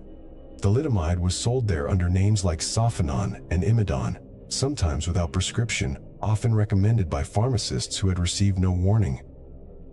The Franco-era regulatory apparatus was fragmented and opaque, and the manufacturer's Spanish subsidiary did not withdraw the drug until 1963. Some records suggest that remaining stocks were sold off quietly, a practice that would later become the subject of bitter litigation. In both countries, The additional months of exposure translated into additional births of children with shortened or absent limbs, with malformed ears, with the internal injuries, cardiac, gastrointestinal, that the textbooks later cataloged. The precise number of these late-wave cases is lost, not because no one counted, but because the counting began too late and the boundaries of the disaster kept expanding like a slow ink stain on a medical map. The story of the slow erasure is not simply about bureaucratic inertia. It is about the asymmetry between the speed of a molecule and the speed of moral responsibility. A tablet dissolves in the stomach within minutes, crosses the placental barrier within hours, and disrupts the delicate choreography of limb bud formation, the protein cereblon, the angiogenesis inhibition, in a critical window between days 20 and 37 of gestation. The biochemistry works at the tempo of life itself, relentless and indifferent. But human institutions work at the pace of committees, of legal liability, of quarterly profit statements, of a journalist's deadline or a minister's political caution. When Dr. Lenz made his telephone call, the information became public in West Germany almost instantly. But for that information to alter the behavior of a pharmacist in Kyoto or a general practitioner in Barcelona, it had to wend its way through translations, trade agreements, liability fears, cultural deference to authority, and the sheer friction of distance. The news traveled by airmail and telegraph, but its consequences traveled at the speed of trust, and trust in a product that had been marketed as completely non-toxic was slow to curdle. There is a record buried in a Ministry of Health file in Tokyo of a meeting held in May 1962, 6 months after the German withdrawal. Officials discussed the European reports and noted that no Japanese cases of phocomelia had yet been formally reported, an absence they interpreted as evidence of some local difference in susceptibility, perhaps genetic, perhaps dietary. The interpretation was incorrect, but it tells a deeper truth. The absence of reports was not the absence of harm. It was the absence of a system to recognize and aggregate the harm. A pediatrician in a rural hospital might deliver a child with flipper-like arms and note it as a congenital anomaly of unknown cause. No one collected those notes into a pattern. The disorder was still, in those months, unnamed in Japanese medical conferences. It existed only in the private grief of delivery rooms and in the bewildered inquiries of midwives who had no language yet for what they had seen. At the pharmacy in Kyoto, the clerk finally lifted the box of Isamin from the shelf. She had sold it to pregnant women on prescription for more than 3 years. She had repeated the reassurances provided by the sales representative, safe, effective, gentle enough for a child. She did not yet know the full scale of what those words had cost. The radio bulletin faded into a weather forecast, and the morning continued. Somewhere across the city, a mother was waking a child who would never use his hands. The connection between these two moments, the box in the clerk's hand and the child's mourning, was not yet legally established. That would take years, court cases, a foundation, an apology that would arrive in 22 from Grunenthal, too late for many. But the archive of consequence does not require legal certainty to keep its own ledger. It simply adds the entry in ink that dries slowly but never fades. The Japanese withdrawal, when it finally came, did not arrive as a dramatic confession. It arrived as a circular from the distributor to pharmacies and hospitals, instructing them to return remaining stocks. No public health campaign alerted women who might be in the first weeks of pregnancy. No registry was created to track the children already exposed. The pill was erased from the shelves, but the erasure was administrative, not medical. In Spain, a similar quiet recall occurred, leaving a trail of unanswered questions. The delay had added perhaps several hundred more affected births to a global toll that would eventually be estimated at around 10,000, though that number remains a cautious minimum, a statistic that, like the registry itself, is haunted by the miscarriages and stillbirths that left no name and no photograph. Look closely at the dates, and you see a deeper architecture. The period between November 1961 and September 1962, those 10 months, was filled with other news: the Cuban Missile Crisis, the death of Marilyn Monroe, the orbiting of John Glenn. The world's attention was elsewhere, fixed on the Cold War's vast radioactive stage. A sleeping pill for pregnant women, even one that deformed limbs, seemed small by comparison. Yet in those same months, in the quiet of obstetrical wards, the drug continued its work. It did so not because anyone willed harm, but because no one had yet built a system fast enough to catch a harm that moved at the speed of a prescription pad. The lesson of the slow erasure is not that some nations were negligent. It is that all nations were, and are, vulnerable to the gap between knowing and doing, between the publication of a warning and the closure of the last pharmacy drawer. The clerk in Kyoto sealed the box of Isamin in a return envelope and handed it to the delivery boy. The radio moved on to a stock report. Outside, the city hummed with the ordinary sounds of commerce. Inside the envelope, the pills would travel back to the distributor's warehouse and eventually be incinerated, the molecule breaking down into carbon, nitrogen, oxygen, harmless elements that had, for a brief window, rearranged themselves into a shape that could rewrite a limb blueprint.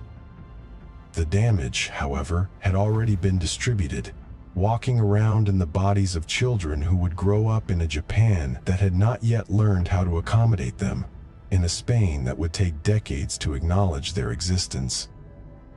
The slow erasure did not end with the recall order. It continued into the years when survivors would demand compensation, into the decades when their lawyers would sit across from corporate representatives, into the long silence that followed the signing of settlements, a silence broken only by the hum of a prosthetic limb being adjusted, the scratch of a pen held between toes, the patient breath of a witness testifying in a language that had finally found words for what had happened. And if you were to walk into that pharmacy today, the wooden shelves long since replaced, the radio now a digital display, you would find no trace of Isamin. No memorial plaque marks the spot. The archive of this disaster is not in the building. It is in the medical textbooks, the regulatory statutes, the international monitoring systems that the slow erasure forced into existence. But it is also, enduringly, in the bodies and biographies of the people who were born between a German withdrawal and a Japanese bureaucratic decision, in the 10 months when the world knew and did not yet act. That is the debt the slow erasure left, a debt that no later apology could retroactively cancel. The pill had traveled faster than a telegram, and its legacy lingered long after the last box was burned, a residue not in the air, but in the ledger of time. In Liverpool, in 1964, the room smelled of poster paint and prosthetic fittings. The walls were lined with children's paintings, airplanes mostly, their fuselages a smear of cobalt blue, their propellers clumsy daubs of crimson, their wings tilted at angles that had never known a physics textbook. The paintings had been made with brushes strapped to feet, gripped between the first and second toes, or clamped in the crook of an elbow. The children who made them had no hands to hold the brushes in the usual way, because a molecule had arrived years before they were born and edited the instructions for how a limb should grow. The room was a clinic, one of several around the world where the aftermath of that edit gathered daily to learn how a body might improvise. The number that history settled on, 10,000 children affected by thalidomide worldwide, was an approximation so rough it functioned more as a marker of collective grief than a statistic. By the time anybody tried to count, many pregnancies had already ended in miscarriage or stillbirth. The embryos too malformed to hold the space inside the womb. In hospitals across the Federal Republic and later beyond, small forms were delivered into silence and speedily removed, never registered in any birth register, never given a name that could be tallied. The actual number of damaged lives was therefore larger than 10,000, but the size of that larger figure was unknowable because the earliest casualties had been erased from the records before the records even existed.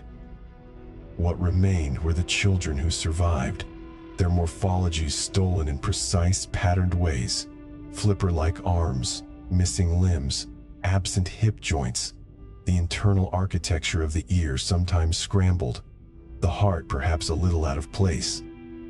A sleeping pill designed to calm a mother's stomach had, for a fraction of gestation, dissolved the blueprint of the human form, and the evidence now lived in ordinary rooms like the one in Liverpool, under the scent of poster paint and the faint metallic tang of antiseptic. The paradox of the disaster was not simply that a tranquilizer had proved more devastating than a weapon. It was that in an era saturated with the imagery of atomic fear fallout shelter signs, school children rehearsing their own extinction under wooden desks, radio announcers practicing the calm voice that would describe the end of cities, the agent that actually reshaped the public's relationship to medical risk arrived in a pink bottle from the local chemist. The bomb threatened to obliterate the body in a flash. The pill took its time. It operated in the quiet dark of the womb, during a window of development between the 20th and 37th day after conception, when the limb buds were emerging as pale swellings of tissue, each one a tiny negotiation between chemical gradients and genetic switches. Thalidomide, or one of its metabolic avatars, interrupted that negotiation, and the result was not annihilation but subtraction. The children who survived carried that subtraction into a world that had been preparing for a different kind of catastrophe and was entirely unprepared for this one. The shift in public trust was seismic but slow. Before the withdrawal of Contergan in November 1961, patients generally regarded medicines as extensions of domestic care: a syrup for a cough, a powder for a headache, a pill for the nausea that came with carrying new life. The pharmacist was a guarantor of safety, the label an assurance that experts had already done the worrying.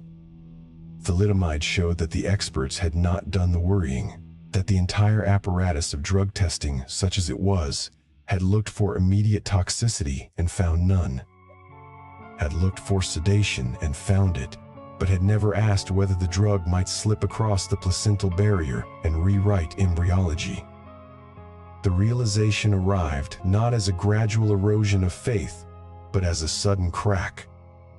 In living rooms and hospital waiting areas, parents began to exchange not just sympathy but information, creating informal networks that would condense into the first modern patient advocacy organizations.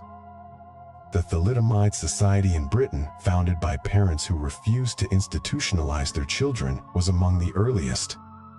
The Liverpool Clinic became one of its quiet workshops, a place where the stolen morphology was not hidden behind institutional walls but brought into a room with paintbrushes and paper, where it could be seen and, eventually, listened to. The wall of paintings was not a mural of despair. The airplanes, lopsided and vibrant, were acts of testimony. A propeller drawn with a brush tucked between the toes of a right foot is not merely an exercise in occupational therapy. It is a statement that the body can reorganize its own map, that the mouth and the feet can acquire the dexterity that the hands were denied. In the clinic, the children learned to grip spoons, to turn pages, to type, to paint. They were fitted with prosthetic arms, crude by later standards, their sockets lined with leather, their hooks operated by shoulder harnesses, and taught to resent the prostheses just enough to keep using their feet. The faint antiseptic smell that clung to the room came from the cleaning of the stumps, the sockets, the skin that rubbed against unfamiliar metal. It was a smell of maintenance, of the daily labor that a pill had made necessary. What the parents and children created in those clinics, through years of small, repetitive actions, was a new form of political evidence.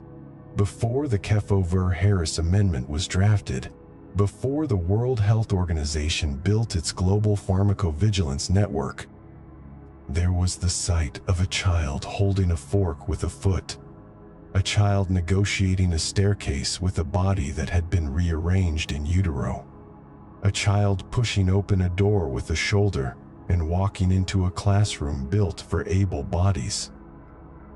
These were not arguments that could be refuted in a regulatory hearing, and they gradually forced a rethinking of what it meant to be a patient, a subject, a citizen entitled to protection. The patient advocacy movement that grew from thalidomide did not merely demand compensation. It demanded that the bodies of the affected be treated as archives of a corporate error, that their experience become a permanent variable in the calculus of drug development. The strange thing about that archive is that it had no single location. It was distributed across special schools in Cologne, orthopedic workshops in Melbourne, prosthetic fitting rooms in Tokyo, and the memory of the stillbirth that a mother in Stockholm never spoke of.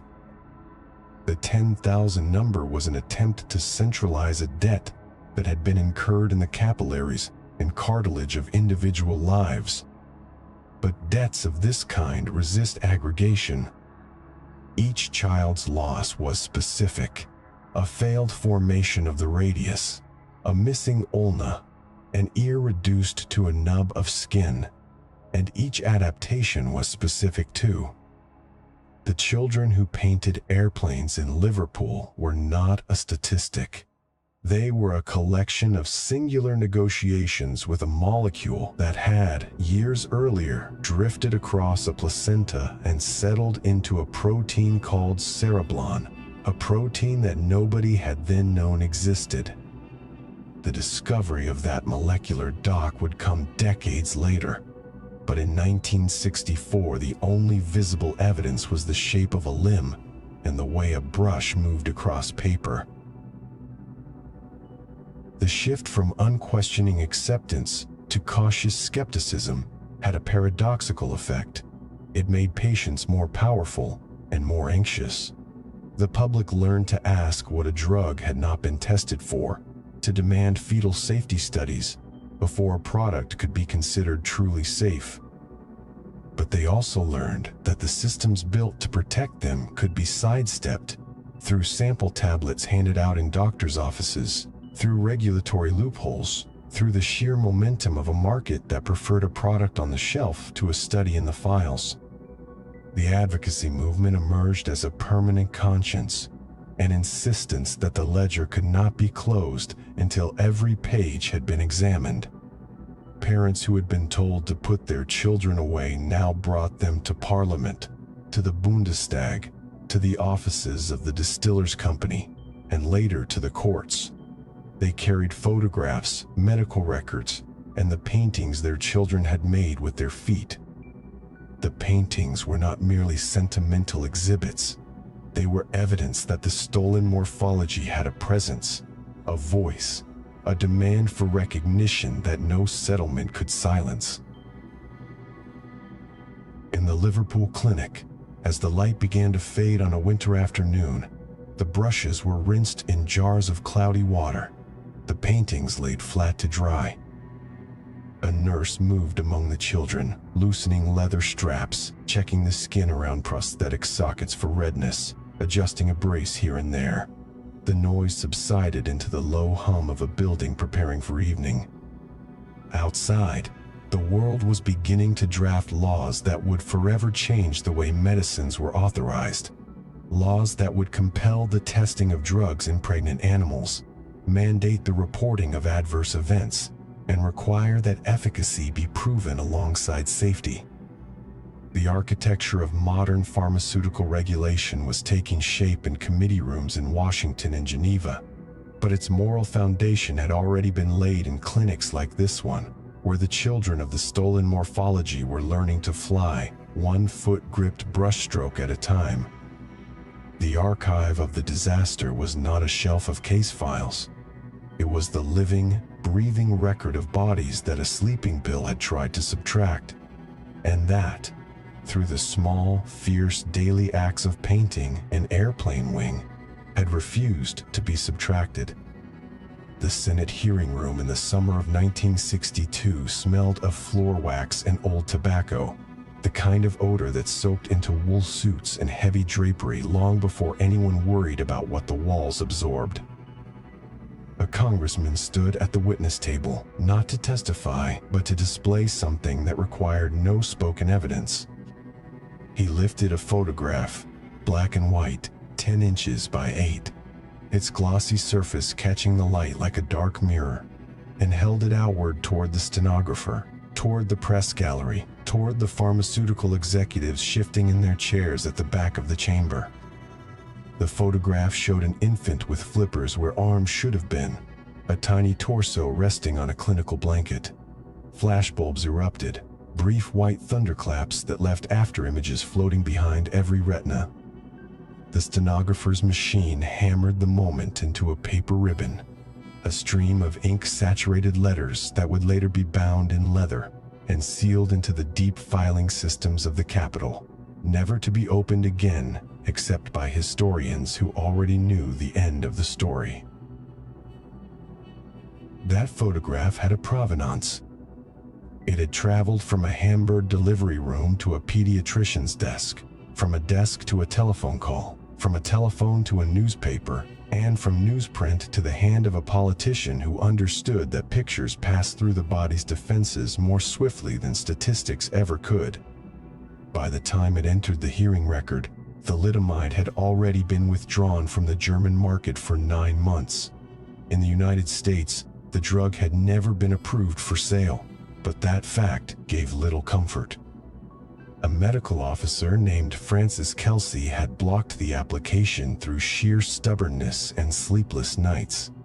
But the manufacturer had already seeded the country with over 2 million sample tablets, a gesture of corporate courtesy that sidestepped every regulatory checkpoint. At least 17 American babies had been born damaged, and the difference between 17 and 17,000 was purely a matter of how many envelopes the company's salesman had opened.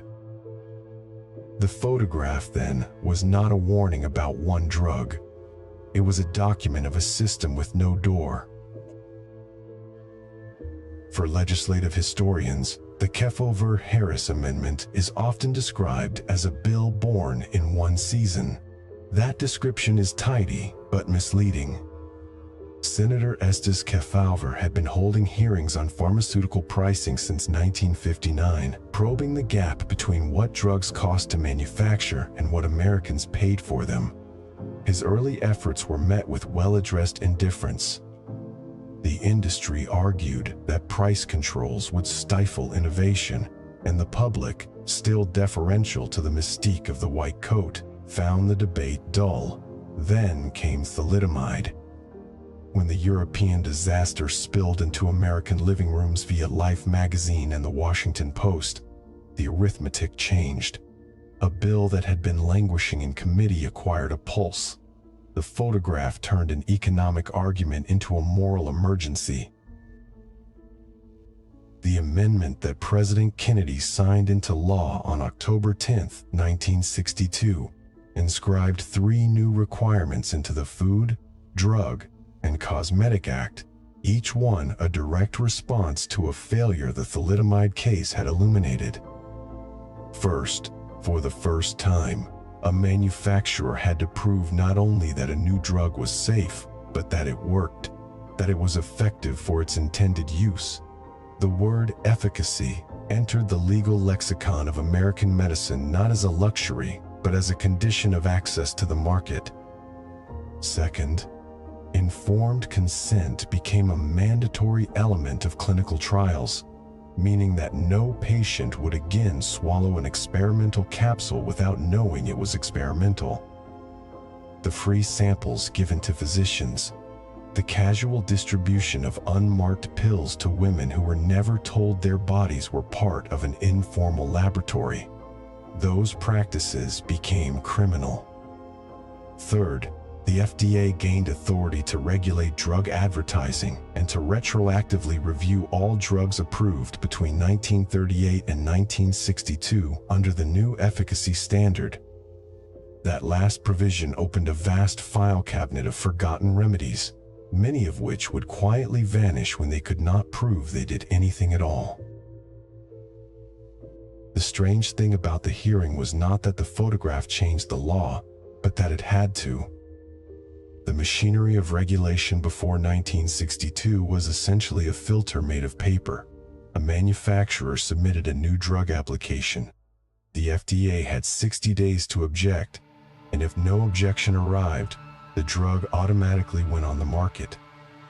Safety could be demonstrated through animal studies, but no rule required those studies to test for fetal harm. No authority demanded a pregnant mouse, a pregnant rat, or a pregnant anything before a sedative was handed to a pregnant human. The gap was not a loophole. It was a silence so old and so wide that nobody had ever bothered to name it. Thalidomide named it, in a language written not in ink, but in the morphology of 10,000 small bodies across 46 countries. The ink, though, would have its own say. The stenographer's transcript of the Kefauver hearings runs to thousands of pages. In the bound volumes, the photograph is reduced to a written description. The chairman exhibited a photograph of an infant suffering from phocomelia. The words are antiseptic, incapable of transmitting what the flashbulbs captured, yet the ink carried further than any photograph could travel. From those pages, a legislative architecture spread outward, structuring the relationship between pharmaceutical corporations and the bodies they sought to treat. The amendment did not merely add rules, it reversed the burden of proof. Before 1962, a drug was innocent until regulators proved it guilty. After the pen touched the signing paper, a drug was a suspect until the manufacturer brought evidence of both safety and efficacy, a form of scientific due process that no other consumer product was required to undergo. There is a ledger buried inside this legislation, a column of debits and credits that no one in the hearing room could have balanced. On the debit side, the children who were already born, the miscarriages that were never counted, the families whose grief had already hardened into a permanent arrangement of hospital visits and prosthetic adjustments. The law could not erase any of those entries. On the credit side, a statistical darkness, the number of drug-induced birth defects that never occurred because a regulatory regime demanded proof before permission. That number is, by definition, invisible. It lives in the counterfactual, in the clinical trials that were designed with fetal safety in mind, in the applications that were rejected because the data on pregnancy was incomplete. The deadliest side effect of thalidomide was not phocomelia, but the legal organism it forced into existence, a law that would, over decades, prevent other children from becoming footnotes in someone else's pharmacopoeia.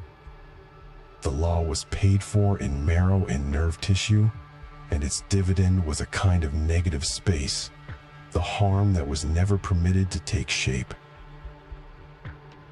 If the Kefauver-Harris Amendment re-engineered American pharmaceutical regulation, it did so within the borders of one nation. Thalidomide, however, had no respect for sovereignty. It had been sold under 37 trade names across 46 countries, and its withdrawal was as uneven as a cracked clock. Germany pulled it in November 1961. Japan kept it on shelves until September 1962, Spain until 1963. The pill moved faster than any legislative body, and its global toll revealed that drug safety could not be contained by customs barriers. A side effect reported in Dusseldorf might replicate itself in Kyoto 6 months later, and no system existed to connect the two incidents.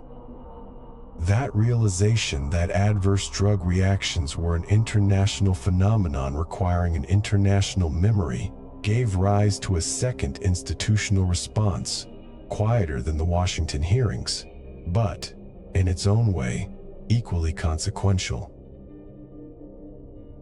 In 1968, the World Health Organization launched its program for international drug monitoring, headquartered in Uppsala, Sweden.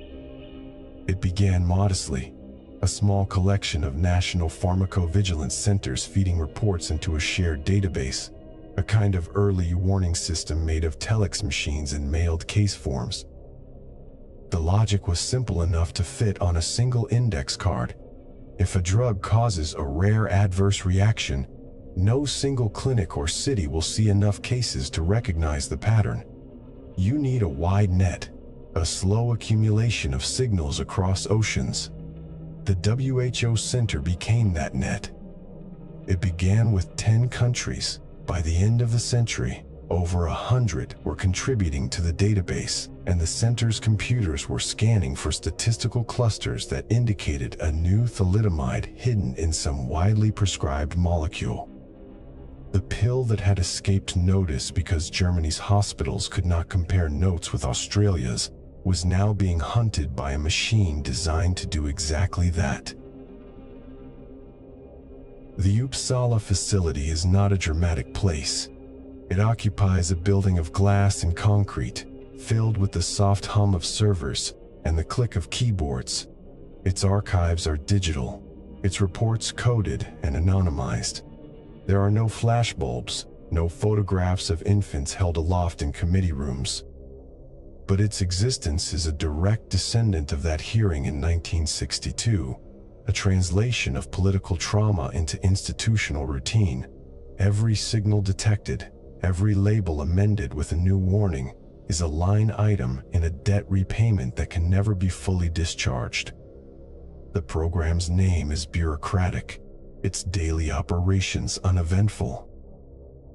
Its purpose, however, is to ensure that the next thalidomide, if it ever escapes a laboratory, will be recognized not in the obstetrical wards but in the data, before the first pill has reached its millionth patient. The lesson of thalidomide was not merely that some drugs are dangerous, but that danger distributes itself across time and geography in ways that no individual doctor can perceive.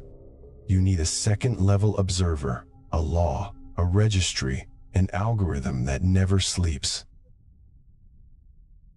Back in the Senate hearing room, after the flashbulb subsided and the stenographer changed her paper roll, the congressman returned the photograph to a manila folder. The folder was marked with a case number that only a clerk would remember. The testimony continued. Economists, physicians, and industry representatives took their turns at the microphone, their words transcribed into the growing transcript. The room's atmosphere was not triumphant. There was no celebration when the bill passed, only a kind of exhausted resolve, the understanding that legislation is always a retrospective art. It clarifies what should have been, after the event that proved the need has already occurred. amendment would prevent future photographs, but it could not undevelop the one that had been held up to the light. The bound transcript of that hearing now resides in a small number of law libraries and government archives, its leather cover cracked, its pages yellowing at the edges. It is a document that almost nobody reads anymore, but its fingerprints are everywhere.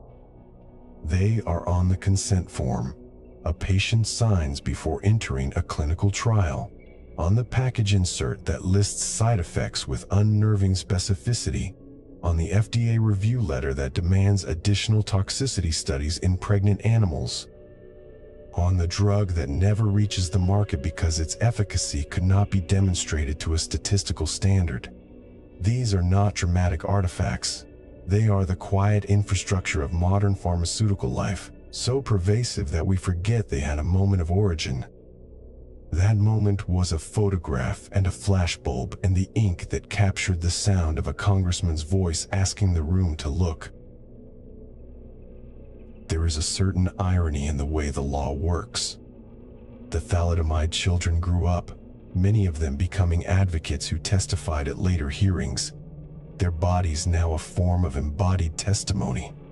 But the law, once enacted, became impersonal. It no longer needed their presence to function. It became a procedure, a checklist, a set of institutional reflexes. The photograph that had once been a shock to the conscience was gradually replaced by tables of data, statistical power calculations, and risk-benefit analyses. This was not a failure. It was a form of success. The law had taken a singular horror and translated it into a generalizable protection. The ink of consequence had dried into a permanent arrangement.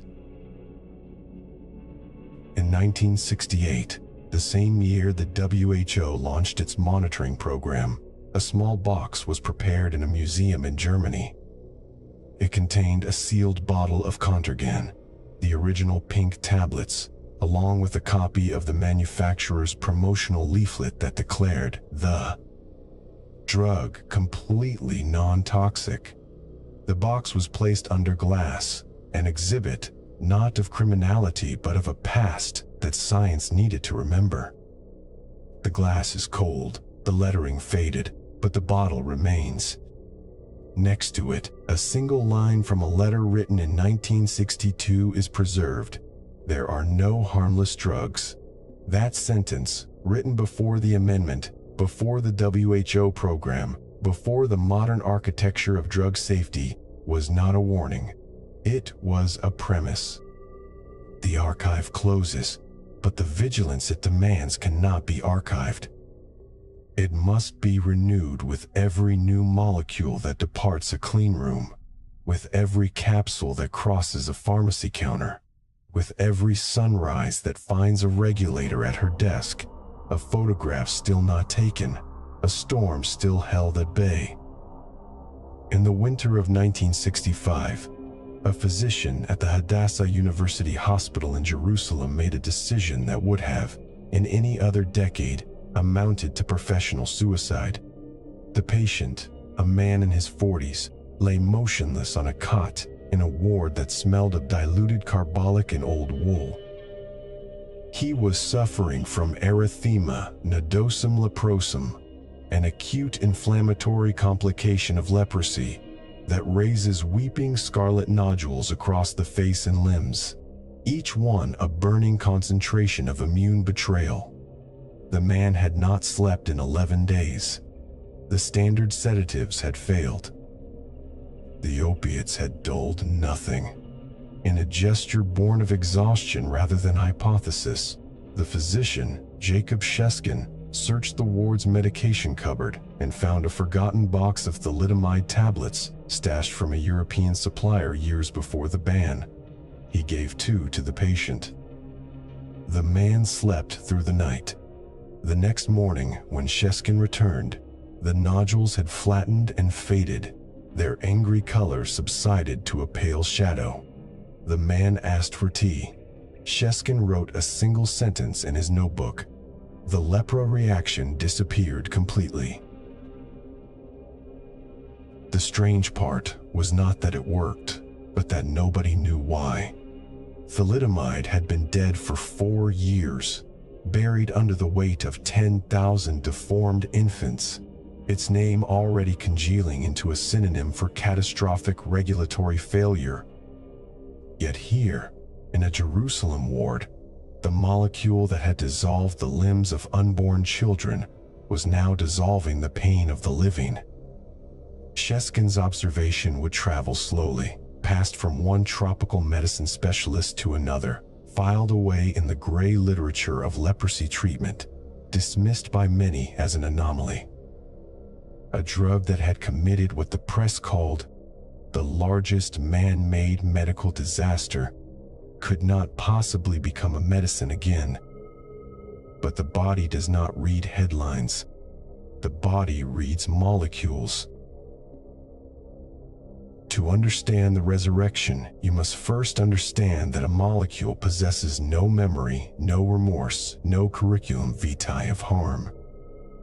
Thalidomide enters the bloodstream and begins to interfere with a small, specific protein called cereblon, a discovery that would not arrive for another 45 years, but that had already written its signature into thousands of hospital records across Europe.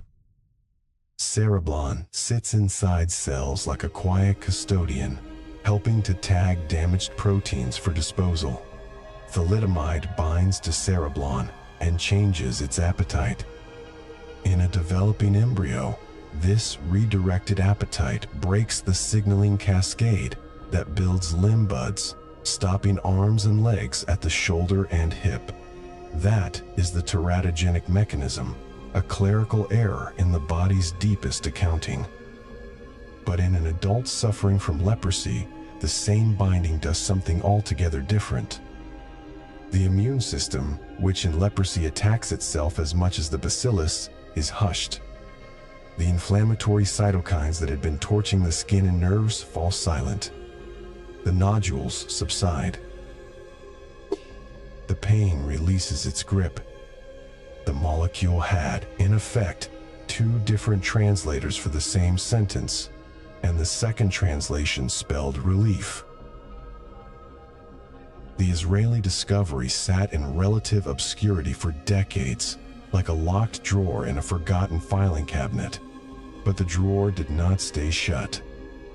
In the 1990s, as cancer biology turned its attention to angiogenesis, the process by which tumors grow new blood vessels to feed themselves, researchers screened thousands of old compounds for anti-angiogenic activity. Thalidomide, pulled from the shelf of history, lit up the assays. It blocked the formation of new capillaries in living tissue. A tumor deprived of its blood supply starves quietly, and thalidomide, the drug that had once starved limbs of their blood supply in utero, now starved tumors in the adult body.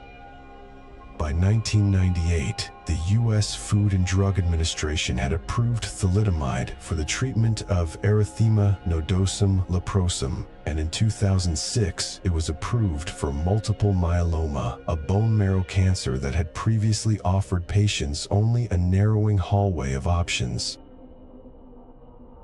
The approval did not arrive in a plain brown envelope. It arrived through a negative pressure clean room in a pharmaceutical plant in the American Midwest in the year 2006, where a technician in full protective gear, double-gloved, hooded, her face behind a polycarbonate shield, pipetted a precise dose of thalidomide into a gelatin capsule. The air in that room moved only inward, as if the building itself were holding its breath. The label on every bottle bristled with warnings that read like a modern exorcism. A crossed-out pregnant silhouette, a paragraph of contraindications, a requirement that female patients of childbearing age use 2 forms of contraception and submit to monthly pregnancy tests. The same company that had once distributed 2.5 million sample tablets with no fetal safety data now shipped each capsule encased in a paper and foil blister pack printed with a direct telephone number to a national pregnancy registry. The pill had become a managed liability, a chemical agent with a parole officer. The risk evaluation and mitigation strategy, or REMS, that surrounded it was a direct descendant of the 1962 Kefauver-Harris Amendment, the law that the original disaster had midwifed. In a contorted way, the children born without arms had become the silent authors of the safety protocol that now guarded their own mother's generation. The molecular truth, when it finally emerged in 2010, dissolved any remaining hope of a simple fix. Thalidomide exists as a racemic mixture, a pair of mirror image molecules called enantiomers, each with the same atoms arranged in opposite spatial configurations. The right-handed enantiomer, Thalidomide, binds to cereblon lightly and produces sedation. The left-handed enantiomer, Thalidomide, binds strongly and unspools the developmental cascade that erases limbs. In theory, a pure Thalidomide pill would be safe. In the body, however, the two forms interconvert rapidly. The liver enzymes that neutralize foreign compounds flip the molecule back and forth as casually as a coin spinning between drunkards. Within hours of swallowing a purified rock enantiomer pill, a patient's bloodstream carries both forms in nearly equal measure. The body does not respect the chemist's neat separation. The pill is not a tool, it is a chameleon.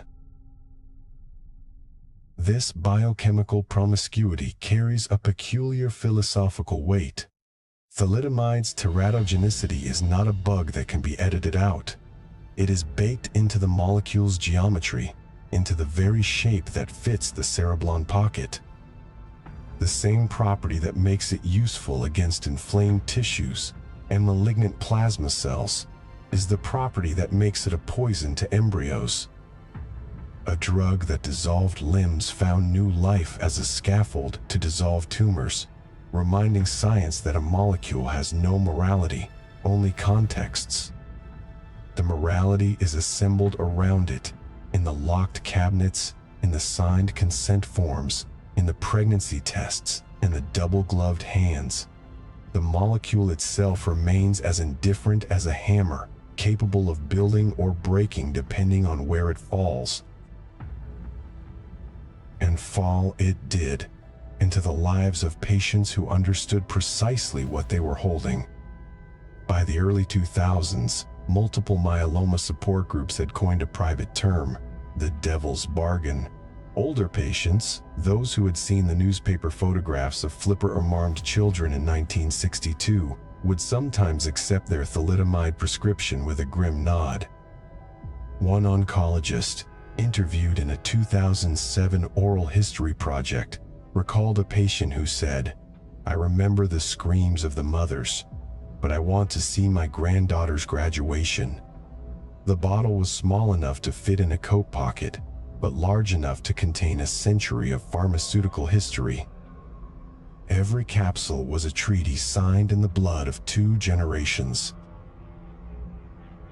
The resurrection of thalidomide also reopened the wound of compensation.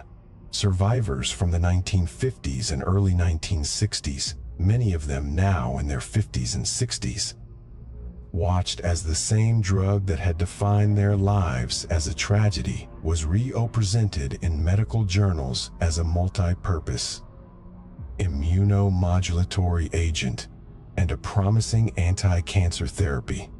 Some survivors spoke of a bitter irony, others of a strange sense of vindication. The molecule, they said, had finally been forced to earn its keep. But every new success was a reminder that the full debt had never been paid. The German Contergan Foundation had increased its payments only in 2008, and even then, the apology from Grunenthal, when it arrived in 2012, was met with as much silence as acceptance. The molecular ledger remained open. The cleanroom technician in 2006, her hands moving with practiced ritual, might have known some of this history. She might have known that the capsule she sealed contained a substance whose name had once made obstetricians pale. She might have known that the same molecule was simultaneously healing and haunting. But in the negative pressure atmosphere, where every motion was monitored and every surface disinfected, the only sound was the hum of the laminary flow cabinet and the soft click of the capsule into its foil blister. The label she affixed did not tell the long story. It gave only the instructions necessary for safe use. The rest of the story lived elsewhere, in the Jerusalem ward, in the Hamburg delivery room, in the FDA filing cabinet, in the solicitor's office in Bonn. The rediscovery of thalidomide did not rewrite the past.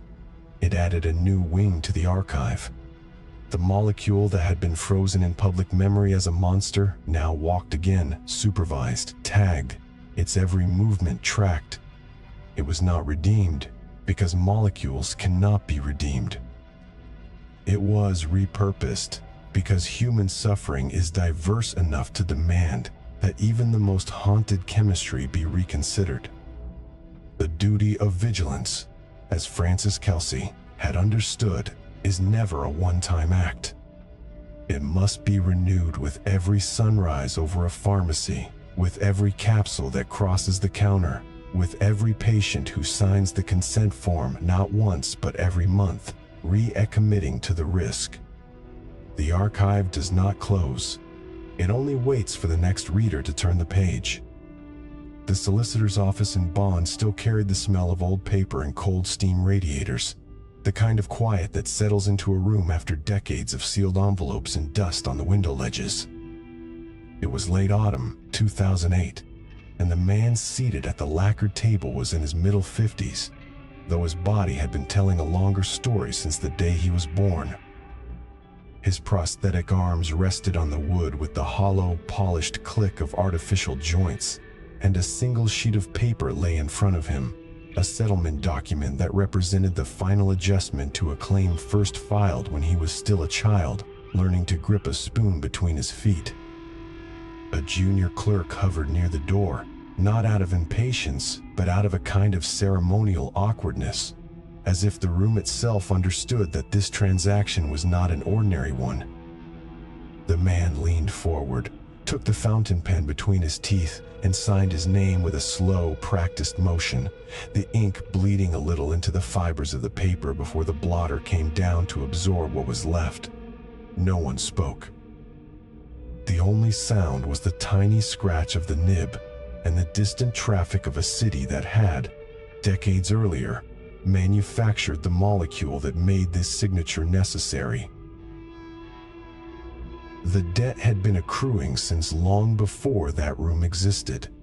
In the United Kingdom, the story of compensation began not with a government, but with a newspaper. After thalidomide vanished from pharmacy shelves in 1961, the British distributor, the Distillers Company, better known for gin and whiskey and for teratogens, faced a slow-building wave of civil claims from families whose children had been born with limbs foreshortened or absent, with internal injuries, with faces that required reconstruction by surgical hands still learning how to repair what a molecule had dissolved. Distillers fought every case with the full arsenal of corporate litigation, denials of causation, arguments about pre-existing genetic factors, procedural delays that stretched across years while the children grew old enough to understand that the world was trying to decide how much their missing arms were worth. The legal files piled up in barristers' chambers, thick as medical textbooks, each page a ledger entry that tried to convert morphology into money.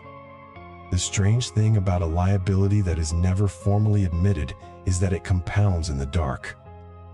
Every adjournment, every rejected settlement offer, every expert witness paid to cast doubt on the embryological evidence added a new layer to a debt that no courtroom could technically acknowledge. The campaign that broke the stalemate was not waged by lawyers, but by journalists. The Sunday Times, under editor Harold Evans, mounted an investigative crusade that lasted years, not merely reporting on the individual tragedies, but exposing the architecture of denial. The memoranda that showed distillers understood the risks earlier than it had admitted. The actuarial calculations that priced a child's lifetime of prosthetic care against the company's share price. The newspaper's reporting was methodical, relentless, and so inconvenient to the legal establishment that the Attorney General sought an injunction to silence it.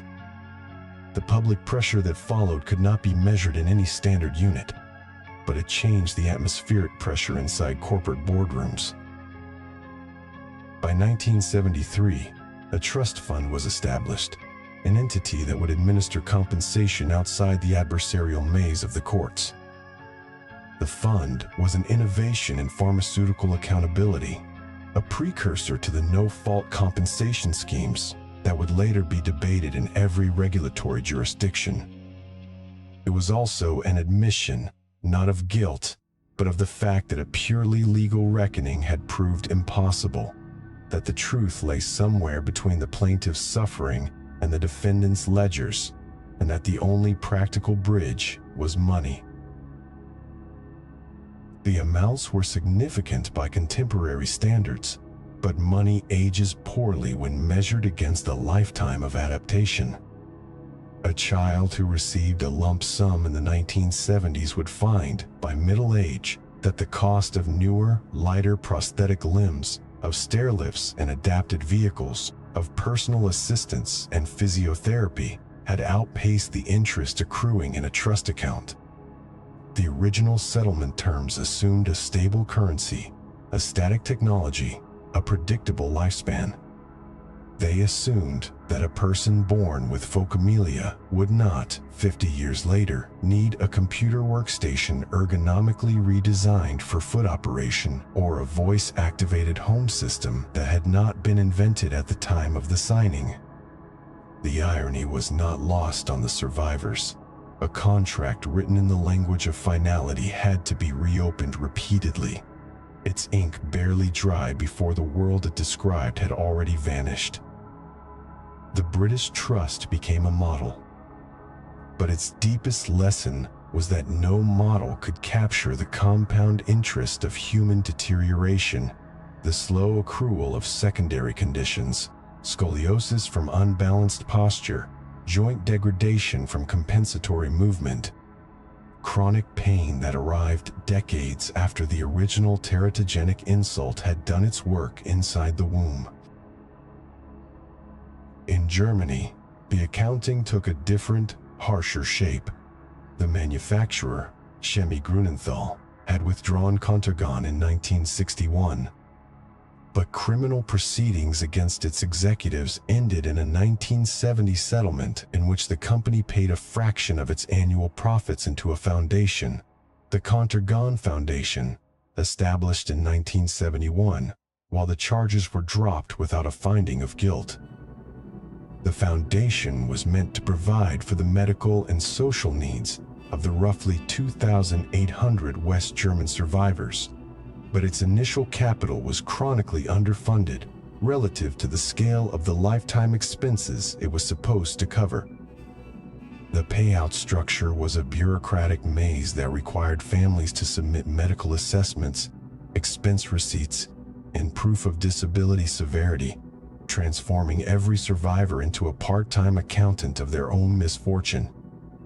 A child who had learned to write with a pencil strapped to a headband would, at 18, receive a one-time lump sum that was, in real terms, barely enough to buy a modest automobile. The monthly stipends that followed were pegged to an index of cost of living that never kept pace with the actual cost of being born into a world designed for bodies that had hands.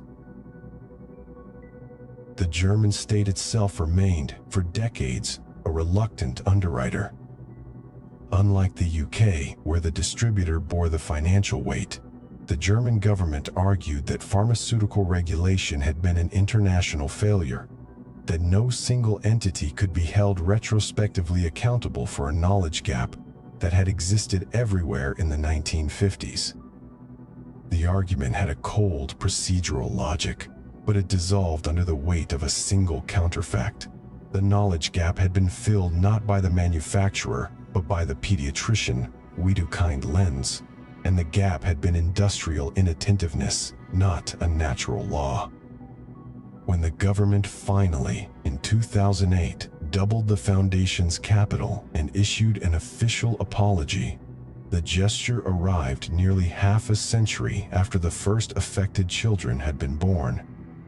The Minister of Family Affairs stood before a gathering of survivors and read a statement that acknowledged the suffering inflicted and the failure of regulatory oversight, each clause a carefully negotiated instrument of political speech. For the survivors listening in the hall, many of them now in their late 40s, the words landed with the strange, weightless quality of a currency that carries no exchange rate in the private economy of grief. A man in a solicitor's office, signing a document with a pen held in his teeth, is not performing an act of closure. He is closing a single file in a cabinet that will never be fully locked. The signature converts a claim into a release into a sum into a deposit that will appear on a bank statement the following week. The ink dries, and the paper is placed in a folder that will be stored in a records room where the temperature is controlled and the light is dim, preserving the document for longer than the signatory will live. The Archive of Compensation is a strange institution. It catalogs the aftermath of a molecule, as if the molecule itself could be retrospectively invoiced. But thalidomide never signed anything. It performed its chemistry inside the embryo at day 23, 47 years before this man sat at this table, and no legal instrument could travel back to that moment and insert a clause into the embryological process.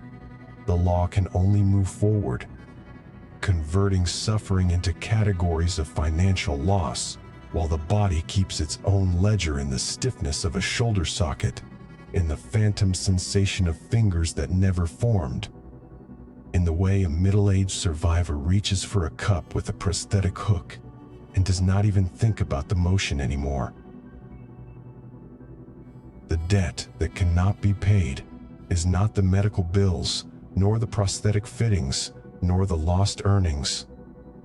It is the invisible interest that accrues on every human interaction that was made harder, every public staircase that was built without a ramp, every school photograph in which the child's sleeves hung empty, every employer who looked away during an interview. The German compensation mechanism, even after its 2008 renovation, offered a monthly payment that experts calculated would cover basic care, but not the cost of dignity, not the expense of being seen as a whole person in a society that had, for 2 generations, trained its gaze away from the evidence. The British Trust Fund, for its part, established principles of ongoing review and periodic reevaluation that other jurisdictions would study, but it never managed to solve the philosophical problem at its core. How do you calculate the price of a gesture? A survivor once remarked in a deposition that is now archived in a legal history collection that the money was like a sentence that the state repeated over and over, hoping that if it said it enough times, it would become an apology.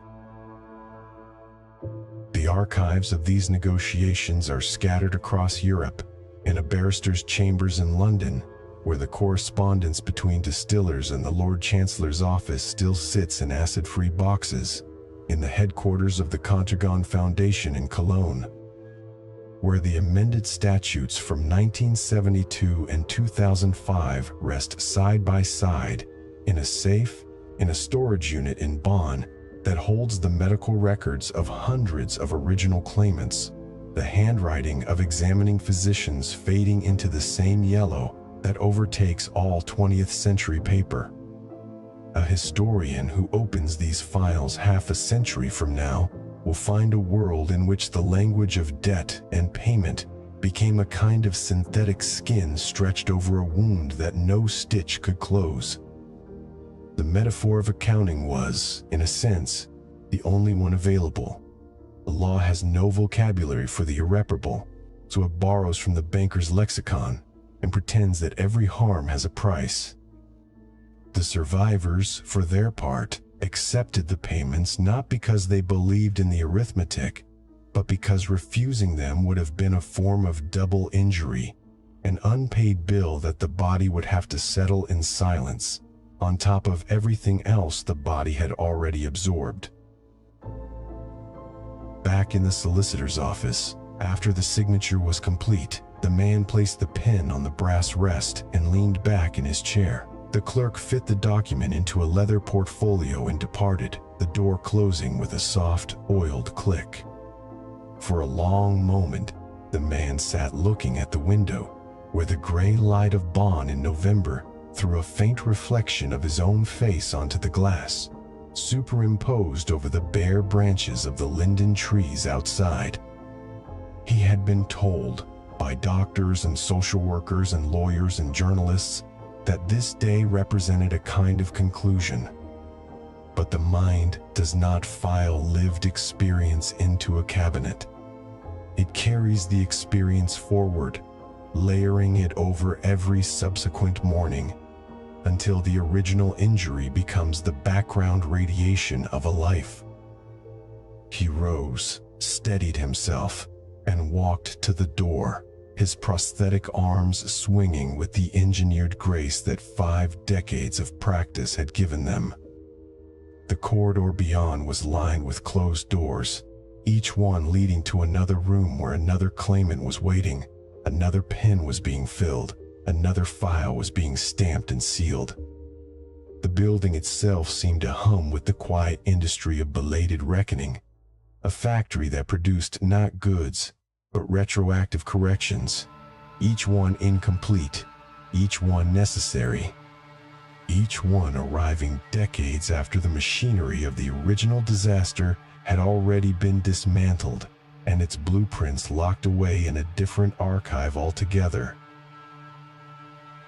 The debt, in the end, was never paid in any currency that the banks would recognize.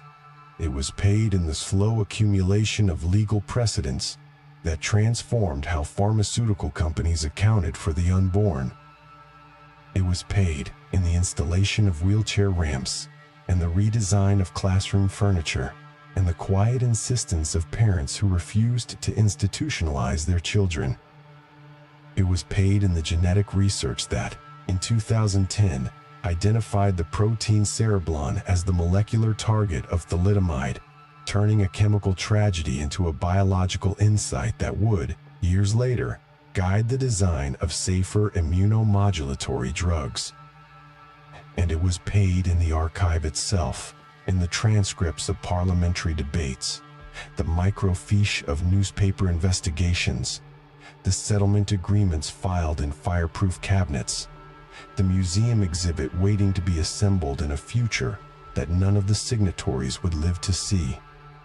When the man from the solicitor's office finally passed away, decades later, his estate would include a folder of correspondence with the Contergan Foundation, a faded photograph of himself as a toddler fitted with his first pair of prosthetic arms, and a receipt for the final settlement that he had never framed or displayed, because a receipt is not a memory. It is only a record that a transaction occurred, and not all transactions are settlements.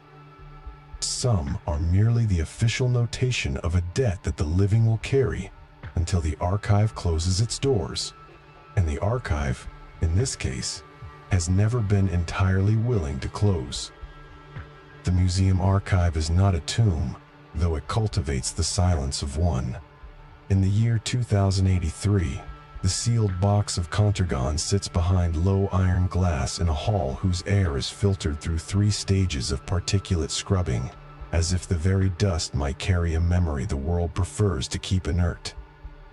The light in the room is tuned to a frequency that will not fade the ink on the label, a pale blue label with a cursive script that once promised peace to a pregnant woman opening her bedside drawer in Dusseldorf or Kyoto.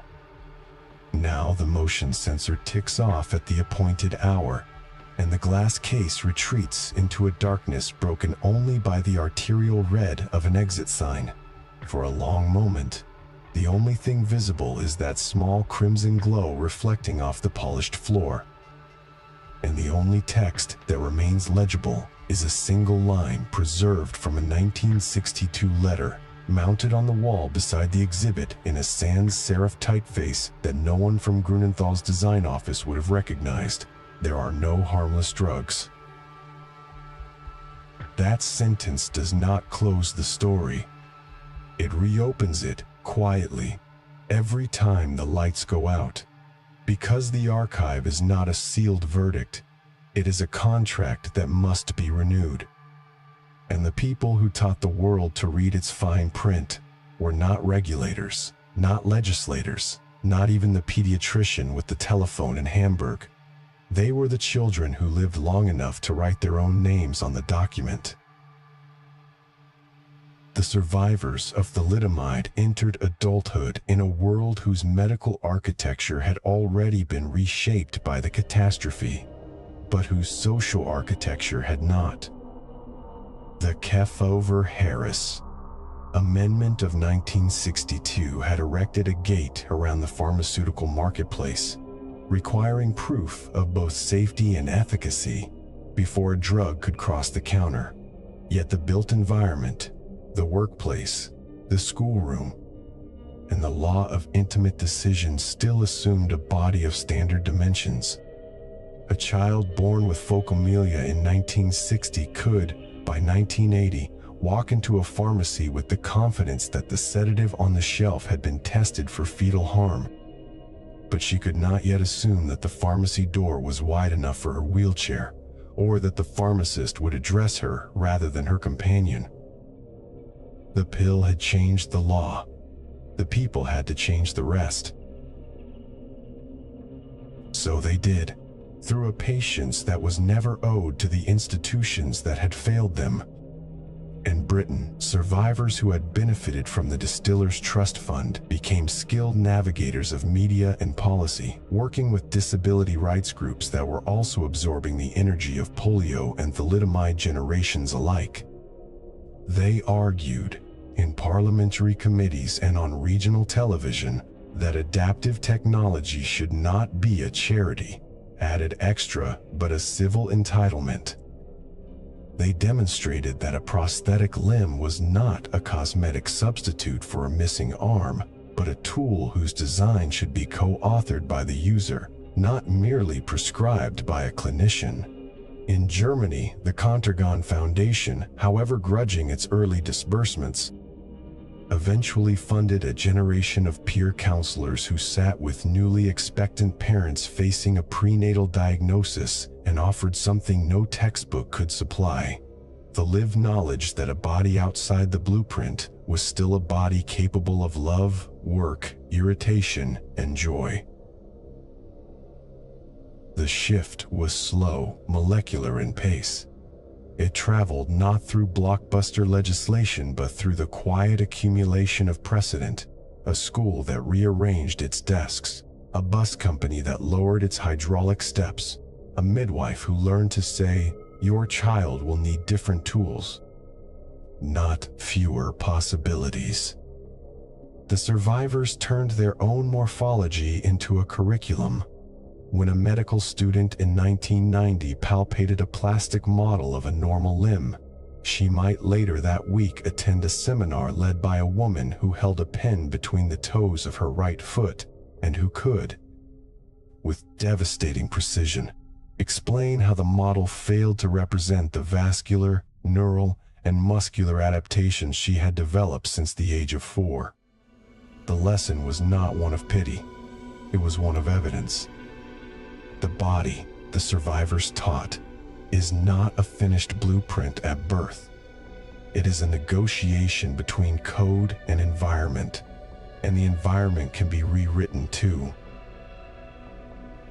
In this way, The thalidomide generation forced a re-examination of medical consent. The catastrophe had demonstrated that a drug could pass through the placental barrier unannounced, entering a second body that had never signed a form. The aftermath proved that the risks of a treatment could cascade down decades, into a child's need for repeated surgeries, into the chronic pain of compensatory joints, into the strain of metabolizing a world not designed for one's shape. The concept of informed consent was not merely stretched, it was turned inside out. If a woman could consent to a medication for herself, who could consent for the fetus?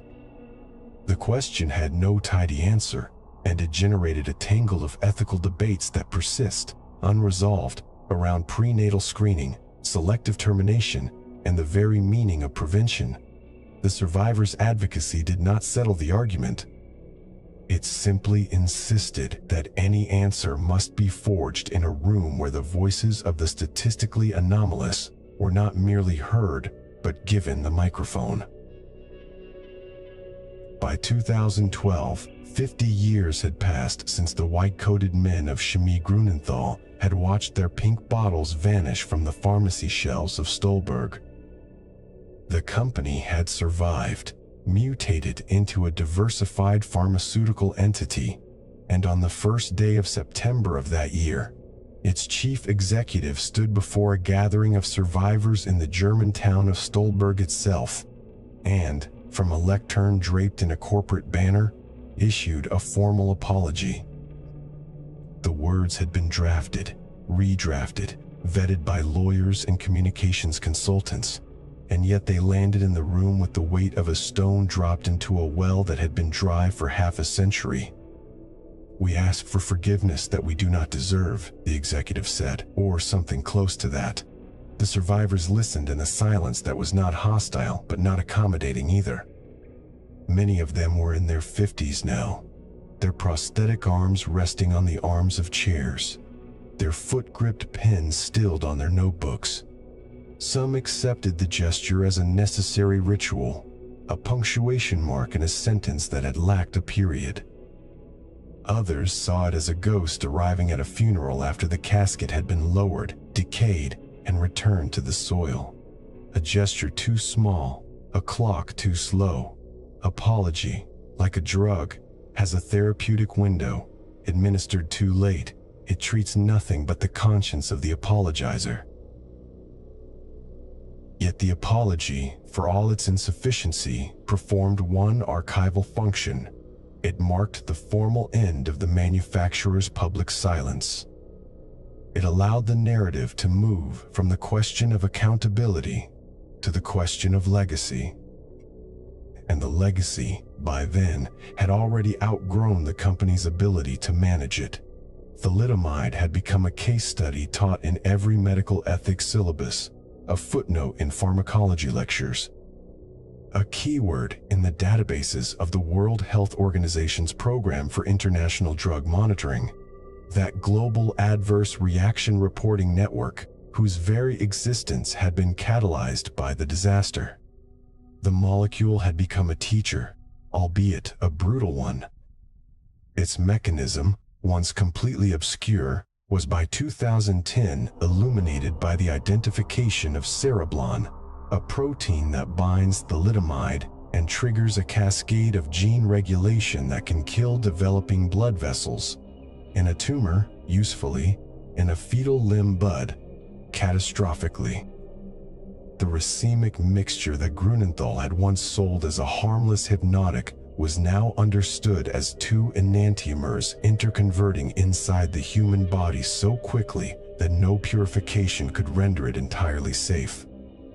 The pill that dissolved limbs had, in a near mirror image paradox, found a regulated afterlife dissolving the vascular scaffolding of multiple myeloma. A molecule, the biochemists now said, has no morality, only contexts. The sentence sounds clinical, but it is also the most damning indictment of the 1957 marketing copy, completely harmless. Because no molecule is harmless. It is only harmless in relation to knowledge, dose, timing, and vulnerability. Remove any one of those coordinates and harmlessness dissolves. The museum archive in 2083 understands this, which is why the Contergan box is not displayed alongside triumphant cancer therapies. It sits in a gallery dedicated to the architecture of precaution. Around it, in adjacent cases, are other artifacts of regulatory awakening. A handwritten notebook from Frances Oldham Kelsey, open to the page where she calculated the gaps in Richardson Merrill's data. A telex machine of the sort that once clattered out WHO adverse event alerts. A bronze cast of a child's hand, made in a special clinic in Liverpool in 1964. The fingers absent, the palm smooth as a pebble worn by a river that never existed. The exit sign glows not as a warning, but as a reminder that this room must be navigable even when all other power fails, because the lessons kept here are themselves a form of emergency lighting for the culture of medicine. And outside the museum, the world continues its daily negotiation with pharmaceutical risk. In pharmacies from Montreal to Manila, a pregnant person opens a box, reads a leaflet, squints at the fine print table of teratogenicity studies, and trusts, conditionally, incompletely, that the state and the manufacturer have together performed a calculus that errs, now, on the side of the fetal ghost at the table. This trust is the real archive. It is not made of glass and controlled humidity. It is made of the millions of small acts of vigilance that greet every sunrise over a pharmacy counter. The pharmacist who checks the batch number, the physician who asks the date of the last menstrual period, the regulatory officer who flags a spike in spontaneous reports of numbness in the hands, the patient who, despite the reassurance on the bottle, pauses and listens to the body's uncertain telegraph. The thalidomide survivors, in their advocacy, did not merely demand compensation. They demanded that the world become the archive, that the memory of what happened not be confined to a museum case that dims when the motion sensor forgets you are there, but instead be written into the operating system of medicine, into the design of trials, the ethics of consent, the funding of prosthetics, the humility of pharmacology textbooks, and in a strange, unintended way, their bodies became the permanent edition of that textbook. Every time a medical student says phocomelia, the word carries the weight of 10,000 stories, most of them unfinished because the pregnancies ended in miscarriage or stillbirth. The data lost to a ledger that even the most fastidious historian cannot balance. The true number of those affected will remain an estimate, a ghost estimate. The archive has a blank page where that total should sit. That blank page is perhaps the most honest artifact in the museum. It admits that the archive is not the same as the truth.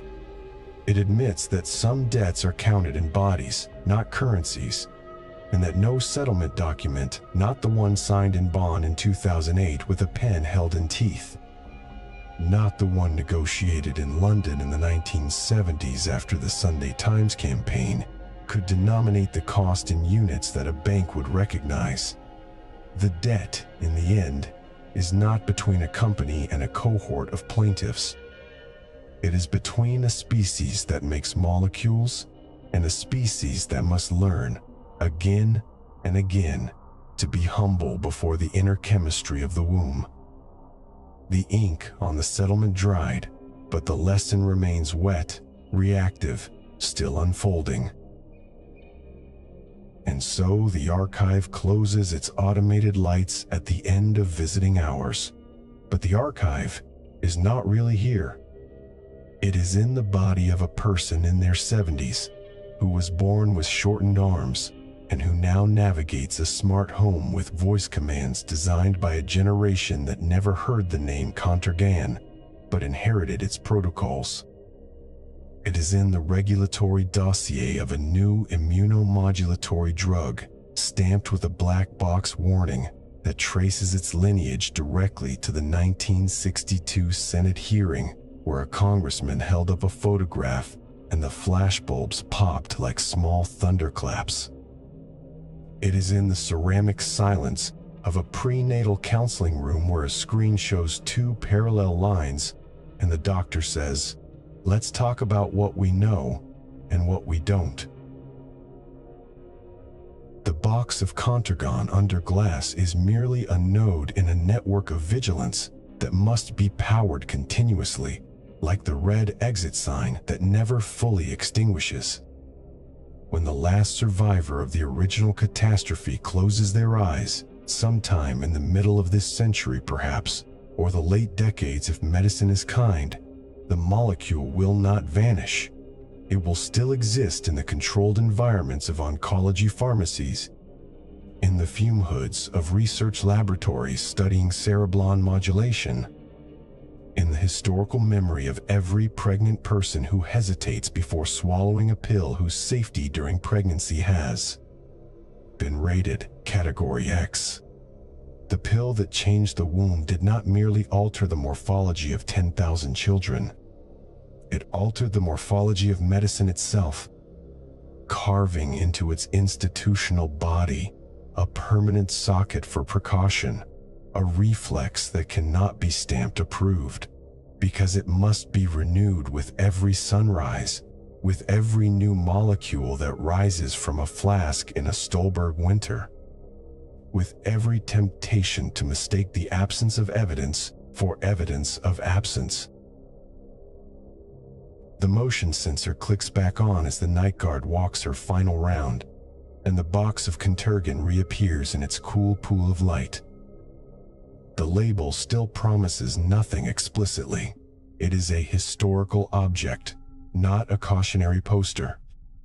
But the line from the 1962 letter, hanging on the wall, performs the function that the original package never did. It does not say, "There are dangerous drugs." It says, "There are no harmless drugs." The double negative is deliberate, a grammatical architecture of perpetual doubt. It is the same architecture that Frances Oldham Kelsey inscribed into the FDA's internal correspondence when she wrote, in effect, "Prove it, not to me, but to the next generation." The archive does not need to forgive. The archive needs to remain legible. And as long as the red glow of that exit sign refracts through the glass case, the narrator of this story, whoever you are, listening in whatever year this recording finds you, is part of that legibility. The chapter does not close. It turns the page to you. And now we begin the slow ascent, leaving the climate-controlled hush of the museum archive, where the pink Contergan bottle still sits behind glass, and the red exit sign reflects on a polished floor. The pressure eases as we rise past the solicitor's office in Bonn, where a man once held a fountain pen between his teeth and signed a settlement that could never fully close the debt. We pass the Senate hearing room, still smelling of floor wax and old tobacco, where a photograph of an infant with flipper-like arms was held aloft and flashbulbs popped like small thunderclaps. Past the pharmacy in Kyoto, where a box of Isamin lingered on a shelf for 10 months after the world already knew. Past the Liverpool clinic and its airplanes painted by children gripping brushes with their toes. We surface into the wider light, carrying a single sentence that Frances Kelsey's era first learned to speak: "There are no harmless drugs. Only chemicals in context, awaiting dose, timing, vulnerability." The powder that drifted down in a Stolberg flask rewrote the morphology of medicine itself. Not just the law, but the quiet architecture of precaution that lives in every pregnancy test before a prescription, every black box warning, every global pharmacovigilance signal flickering across databases in Uppsala.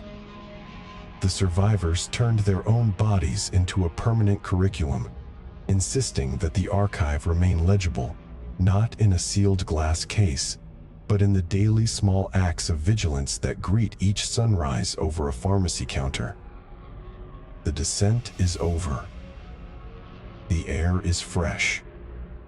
Breathe it in, and remember, the lesson is not a closed file, but a reflex that must be renewed with every new molecule that rises from a laboratory flask. Until next time.